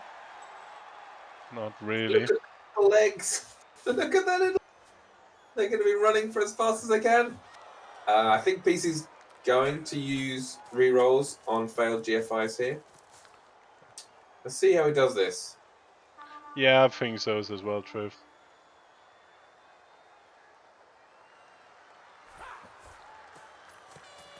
Yeah, no clue why he didn't do that even before the hit on the... I think PC was holding a high line and doing quite a good job No, with it. but Like it was making it before the difficult. block on the beast, because there Oh was right, no okay, way yeah, he was doing anything else than doing that. yeah, true.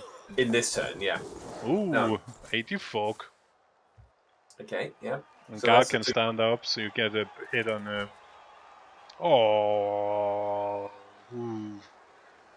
Never re-roll a foul appearance. Well, never. Sometimes.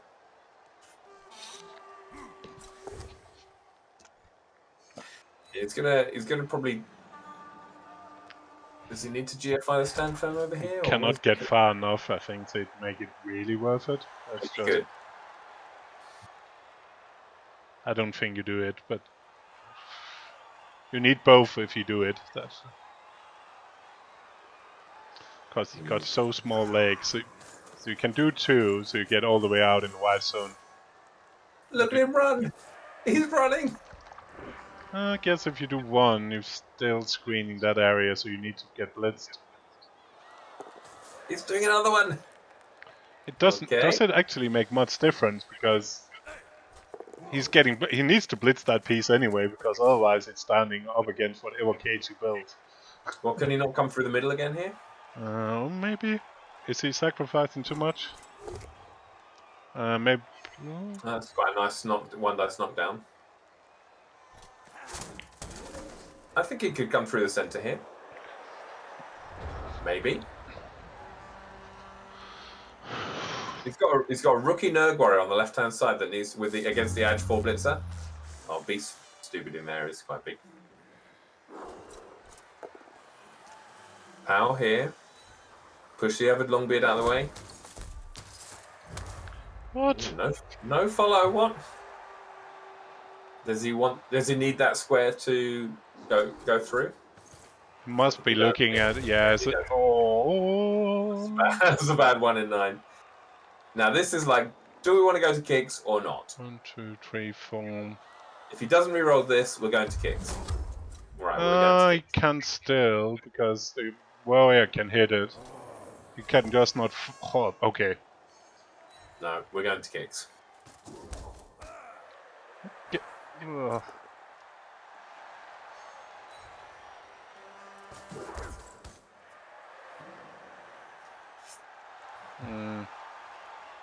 There's a couple of unfortunate actions for Chug there. Stupid Beast and 1 in 9 Blitz, leaving him on a Dwarf. Didn't want to use the reroll. What the... Is... Okay. And then the 1 die... Oh, if that had been a push, then at least the rudder couldn't have come down in the middle as well. All he needs to do is get a guard in here. He can do a 1 dice against the rookie. 1 dice against the rookie Nurgle warrior that's next to the ball. Get the guard stand firmer on the left hand side on the sideline, and then he's got 2 dice on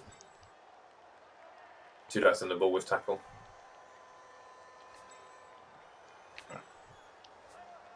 Ball's getting sacked here.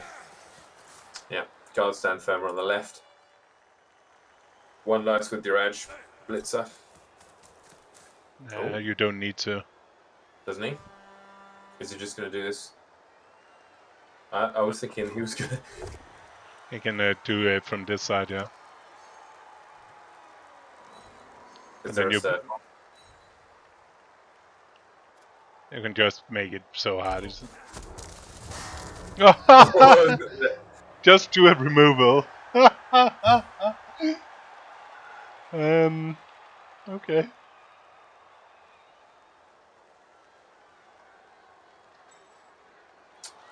I'd be looking to get the scoring threat for sure. You got an edge 4 piece here. Yeah. Where's who can Can a score? beard get edge? 1, 2, 3, 4. No, can't score. Yeah, I'm not sure why that Nurgle warrior on the other side didn't move. By the way, at least to tag something, do something. But yeah, the long beard in the center is 1 square short of scoring with 4 GFI, so no scoring threat for PC. But we got Mr. Tattoo flying now. I was about to say. He's gonna surf. Of course he is.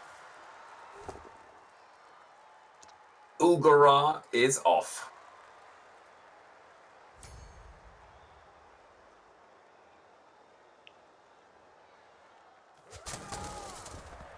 So it looks like it's going to be kicks with equal equity. How exciting is this? 2 hours for this. I'm really glad I brewed some strong coffee before this match. I'm well into my second cider. It's brilliant. It has been quite interesting. Didn't even die. Chug's ball carrier didn't even die. He's fine. He's absolutely fine. Hey, you might as well just stand and something.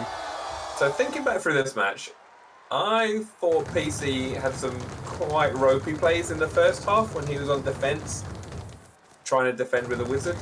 I think he missed quite a nice opportunity to get 2 dice on the ball, for example, at one point after the wizard had gone. I didn't like the way he used the wizard anyway.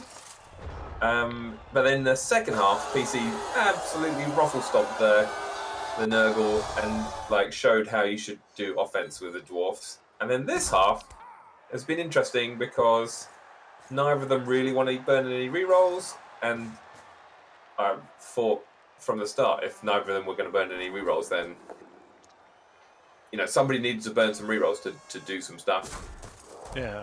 And that probably was going to be Chug. Like, the chances of PC using his 3 rerolls to turn the Nurgle over and then score, because if he turns the Nurgle over and doesn't score, then there's no point in burning your rerolls. So I think the onus was on Chug to do that. PC was always just going to sit back and not burn rerolls, I think. At least, besides if leaving something completely bonkers on. Yeah, I mean, he was going to try and stop the score, but he was going to try and stop the score with the least number of rerolls burned as possible. So I think it was up to Chug to make the game. And he made some kind of a game. Yeah.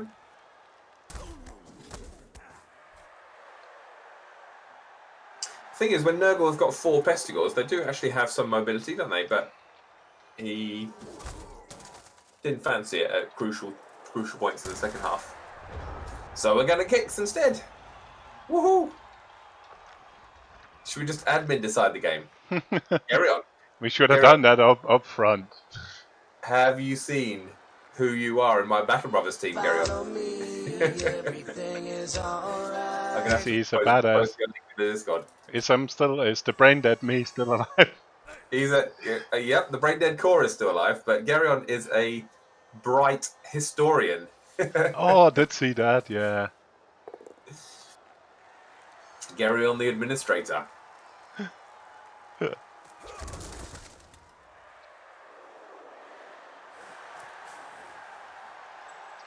I don't know if they want to ask the guys if they want to come watch the kicks with us. Both of them has access to here as well. I'm sure they would love to join us for the kicks. Send him a message now. I already done. Commentating on kicks. Hello? Hello, it's time for Kequity. Hope you've all been excited. The best part of Blood Bowl, I'm almost ejaculating with absolute and utter excitement. I need to turn that down a bit. Hey, Chugs. Hiya. Thus far, well played to PC. Let's see if he's a better kicker than I am, but I felt like after a pretty easy first half, dropped the ball a bit in the second and OT. Had 1 or 2 options to go through the screen and all that in OT, but I just don't know if I made enough. There was a couple of chances where I think you should maybe have blocked the Slayer first to see if that was a knockdown and then choose after that instead of leaving the Slayer hit to last. Yeah, possibly. Yeah, very possibly, I think. Because you had a couple of times where you knocked it down and where you actually probably had an opening if you'd done that first. We were gobsmacked that you decided not to potato with your god ball carrier. We thought that was your main winning strategy. It turned 23 or whatever. You saw an inkling of Mr. Tato coming out, but I didn't quite do it in the end, and then he surfed me. So. Yeah, you need some more stand firm. It was a bit loose. It was a pretty big losing this stand firm guard block warrior. Yeah, massively. The whole drive could have been different, I think, if he was still around. Just because that you saw in the first half how important that pairing was ultimately. Okay, so the Nurgle send their best kicker up to the front there to take the first kick. The Beast scores. Shoots and scores. And then so does the dwarf. Yeah. And then a Nurgle warrior smashes it. Smashes it over the bowls. Are we Dice done, on PC will easily win kicks. are we done with the rerolls? Hey, we finally done with the rerolls. Now the real thing starts. What were you thinking, Chug, about the reroll situation in that second half? Shit. Well, okay. Well, I've just seen the answer on my screen. What, the answer to the game? Yes. Well, I have to say, well played to PC. And it's in. Roll the one. Absolutely can't believe it. Didn't even get to kick the ball. Unbelievable. Did you roll 1 or 2 against 6? I rolled a 1 versus a 6. Yes. And Beast got the MVP. Oh, great. Very, very nice. I can see what he gets. I hope it's block, and I take this inevitably into open ladder and play it again while weeping to myself about what could have been. Good game.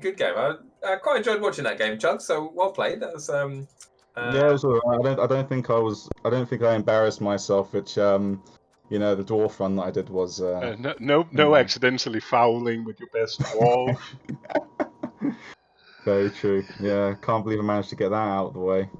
Let's see, just for everyone's amusement, what the beast leveled. I can confirm he got a normal. Okay, so didn't even get a double. But yeah, as I say, well played at PC. I think he played the overall better game over the 3 drives or 3 halves or whatever, and just couldn't get it done. I thought PC's offense in the second half looked unstoppable. It was really, really good, wasn't it? Like that's dwarfs. The magnificent line of dwarfs in the second half was looking pretty cool, I thought. Yeah, just absolutely chumming down. Yeah, I mean that. Gary on in the DO chat one point said it should be a very interesting matchup because it's the precision sniping of the Nurgle versus mass mighty blow guard of the dwarves. And as long as no one got absolutely out-removed by an order of magnitude, it'd be interesting to see where things swing. And I think at least in both of the first 2 drives that were actually played rather than the turn 8 hits, I feel as if we saw a bit of both of that. And it was a very even game. And for it to go down to kicks, I think is ultimately fair. And for myself to lose, I think ultimately it's probably fair. I think PC probably almost certainly played better on balance, but it's not my judgment really, it's the peanut gallery, so hopefully the peanut gallery has made a decision. At the end of the day, Chunks, you're the real winner because you don't have to play any more Blood Bowls, so hey! But yeah, that's good stuff. PC? I can see PC in the chat. Hello, everybody. Are you sure you really want to talk about that game of Blood Bowl? Serious? Congratulations, PC. I would say I think everybody was more entertained than we thought we would be. Really? Yeah. Wow, that was... Maybe the expectations was not that high. Yeah, right. And I'm a couple of siders in as well, which helped in my case. Well, I mean, I did hear what Chug said, and I agree. I did deserve to win. You'd also like to thank your family. You'd like to thank your agent. You'd like to thank. Cock all for me this month, bless him. Let's ask PC about the first half. PC, how do you think the first half went? Not brilliantly. I mean, I started with a fairly poor plan, I have to admit. I don't think I set about things in quite the right way. I was hoping to get a little luckier early and to try and get ahead on numbers and it's very difficult to turn a Nurgle drive against them because they can just move as he did around and snipe the way he did. And I just felt that for the first sort of 4 or 5 turns, everything I tried failed. What was your plan going into the half with the wizard? Because it looked like you were looking to make a big brawl out of things and then maybe have a big fireball at some point. I mean, I'm usually quite good in a brawl, and usually if I can get in the brawl, if I can find a moment to turn the tide, it's probably worth doing. I mean, I prefer keeping the wizard dry, obviously, for the whole game if you can. Yeah. But I felt I was getting behind in the drive, and if there was any chance of stopping them, and really against a claw, if you can sort it out in 2 halves, you really, really ought to try to. So I felt I was getting behind in the drive. I knew it was a risk going in with the wizard. I still don't love it now. I probably shouldn't have done it. But it was after, I guess that's as close to tilted as I get. It was after sort of 5 turns of feeling I was really getting nowhere. Suddenly I saw a chance to really turn the tide of that drive. And it nearly worked. I needed, perhaps 20% more luck than I got. I think. A couple of turns later, there was, I think this is what Cole's going to ask you, it's like, I don't know if you saw it, but like it was the turn before the ball carrier went for the break up the side and ended up on the sideline, sort of like getting away from the Dwarfs. The turn before that, you had a 1 dice looking for a push to get 1 guard on the ball, and then against no block, and then you had I guess it was an uphill against no block again. Actually, it was a dodge piece, so you could even just dodge it out and try that. Yeah.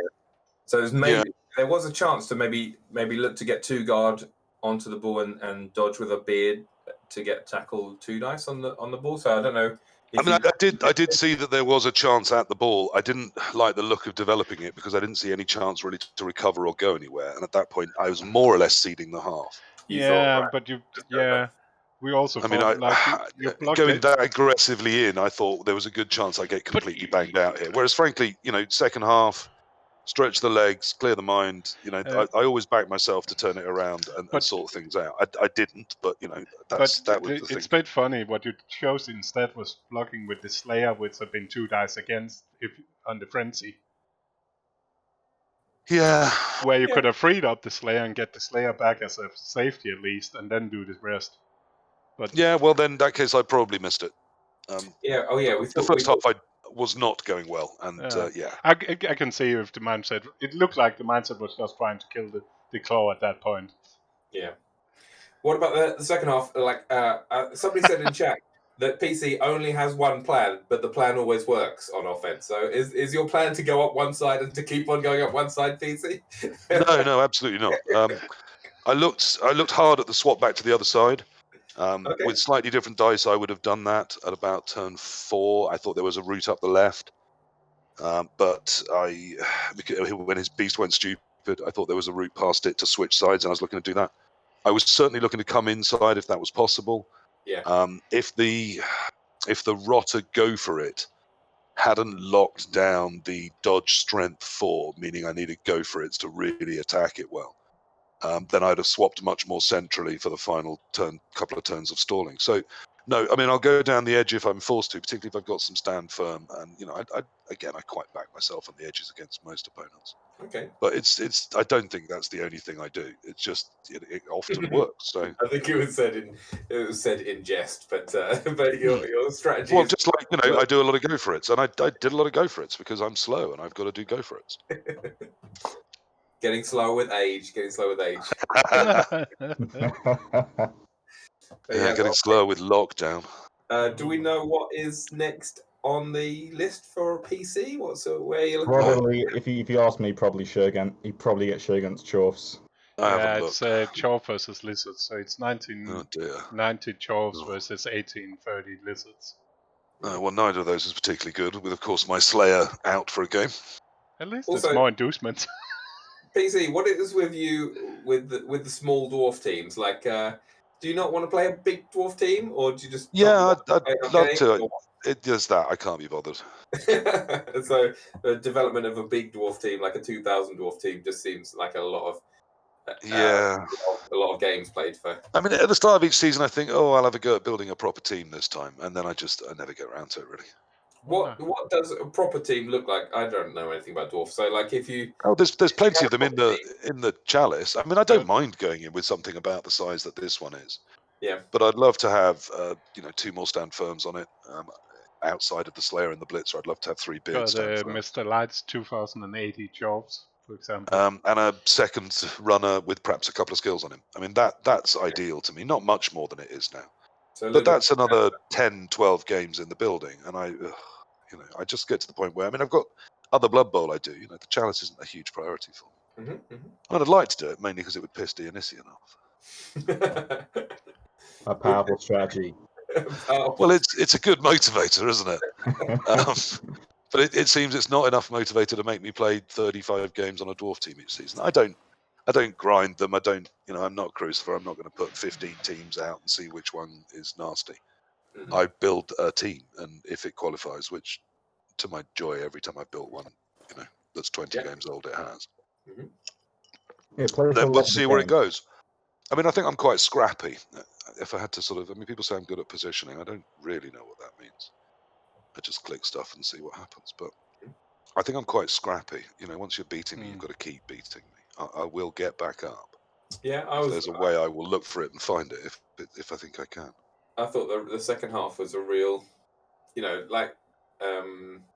been beaten up so badly in the first half and I guess we were kind of. Also, Chugs, you didn't field either of your dirty players in the second half. What was going on there? I thought you might try some foul with your big bet. I was sitting there thinking about it for just a little bit, and I could have probably just put the guy who was move busted on the line, but I was like, well, I'm just throwing chaff on the line, really. It might be a case that I don't get the chance to foul.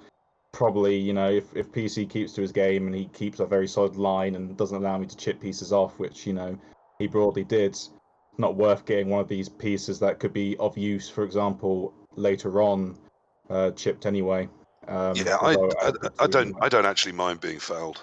Every time a foul goes in, I'm as hopeful that they lose a player and I'm numbers up as that I am of losing something. Dwarves are pretty resilient, particularly with the thick skull. Yeah, the thick and skull. As he says, particularly on your drive, you can keep the line fairly tight to the point where either they've got to put a lot of resources into getting a good foul, or it's going to be a reasonably weak foul. Yeah. And in that case, I'm prepared to chance it. That's fine. Oh, it's just a thought. Like you basically didn't use your dirty players at all in this game, and I used it once or twice. Like I propped one of the appos of a dirty player, and then got stunned in the OT in a 2-stun turn, which I was hoping was going to be the jumping off point to finding a positional weakness in PC's thing, but just didn't end up finding it really. I thought in overtime you probed the right places at the right time, but a couple of key hits, I got moves rather than pows, which really helped me solidify it. It was also I think I was too conservative. I think at one point I should have just been like, well, up yours to Kequity, re-roll for at least a route through, and see if I can do something in a turn or two. There was one where I only got pushes, I think, when I started to recenter on, I think it was the dodge stand firm blitzer with tackle. Yeah. It was a little heavy on my right, your left. So had that worked, I was a little out position, definitely. I should have re-rolled that. That's, I think, my biggest regret coming out the game. Yeah, that was the turn where we thought you could have blocked the Slayer first, and if that works, you can actually just blitz the other guard, the other dodge guard, which you just need pushes on and still have a good gap. Or even you don't even need that, because if you get the Slayer down, there's a hole as well. You need to get one of those players down, like either the Blodge Firm Blitzer or the Slayer. And you had the free chance of the Slayer. Yeah, you had a free block on the Slayer without even using your Blitz, and you could have done that like first action of the turn. And as we're boring few, I imagine few people are still listening, so I'll head into the slightly esoteric. I did feel by overtime, despite him getting the ball, I didn't feel his head was up, if you know what I mean. I felt I was. Are you comparing Chug to a horse? Yeah, slightly.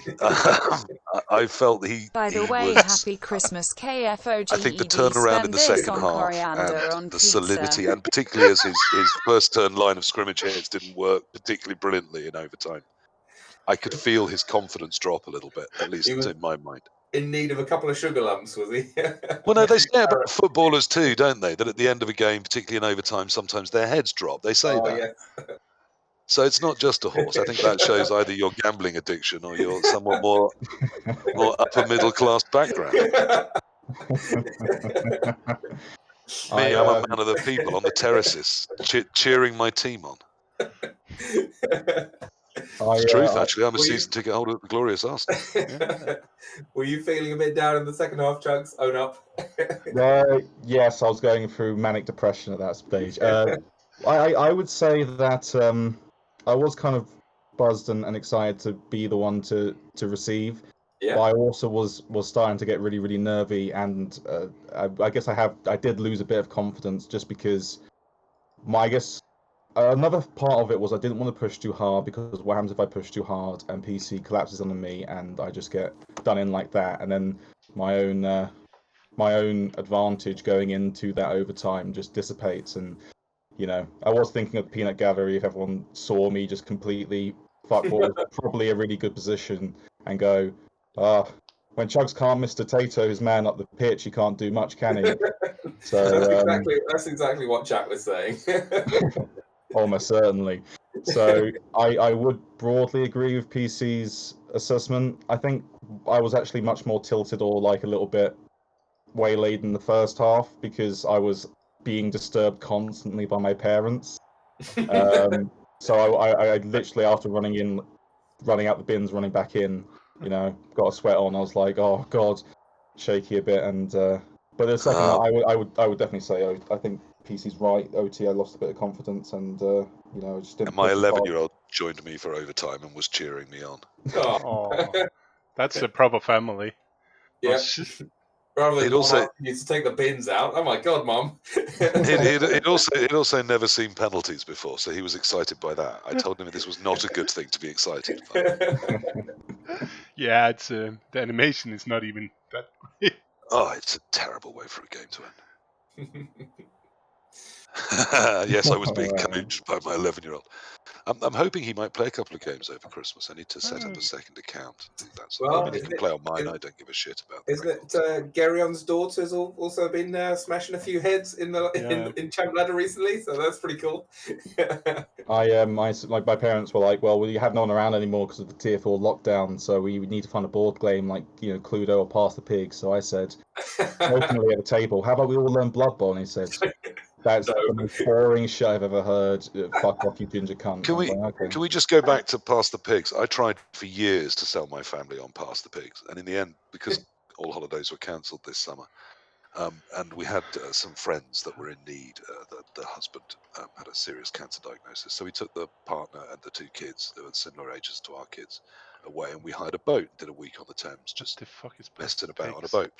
And I took Past the Pigs and I brought it out one night when it was just drizzling outside. I made them all turn their electronics off and I made them play Past the Pigs. And they all love Past the Pigs because, of course, it's a fantastic game. No, it's not. It is fantastic. No. You're wrong. Really you're wrong here, Core. You're just wrong.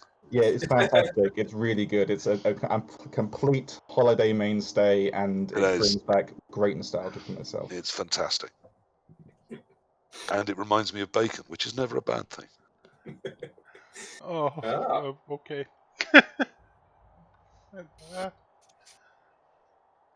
Although my wife is very partial to Mexican trained dominoes.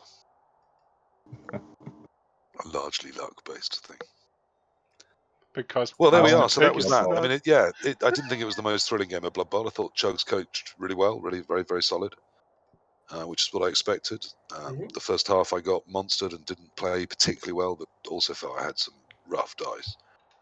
Second half I thought I coached a little better, but also had some good dice at the key moments. I mean, I was getting nowhere until suddenly I got 2 outs in a turn and everything opened up like a beautiful flower from there. I mean, having said that, I still felt I was making some progress and controlling the space. I felt in charge of the drive, more or less. But that, I think, was the moment where the second half just changed completely. Yeah, the moment that PC made me have to expose my super carrier, and not really much value at all in terms of. You didn't have to. You could just have not done it. Well, I could have, but I wanted to. So what about that, Core? He wanted to show me his best thing. Yes, it's like he said, "Look at this, isn't it shiny?" And I said, "Yes, I'm going to come and play with it." I wanted to hit it more, as I said, but he kept putting things in the way. Annoying. And I thought I hit that claw beast enough times with Mighty Blow that something should have happened to the damn thing. But it lived eternal. Still, it's dead now. Ha. I was living my best life with that piece, and also I was taking a lot of inspiration from Dio's amazing week-long run this season about leaving it as bait. It was bait, guys. It was a completely planned thing, and not just me just putting it out on a limb for no reason. You can come to Open Ladder and play with it again. I'm sure it will live forever. I'd rather People actually, is that a thing? Do people actually? Have I fun. mean, I thought that was just, There is 12-year-olds that There's game want to getting play for played. 10 minutes and then concede. I have no clue what's Okay. getting. It's a thing, but I don't know what thing it is.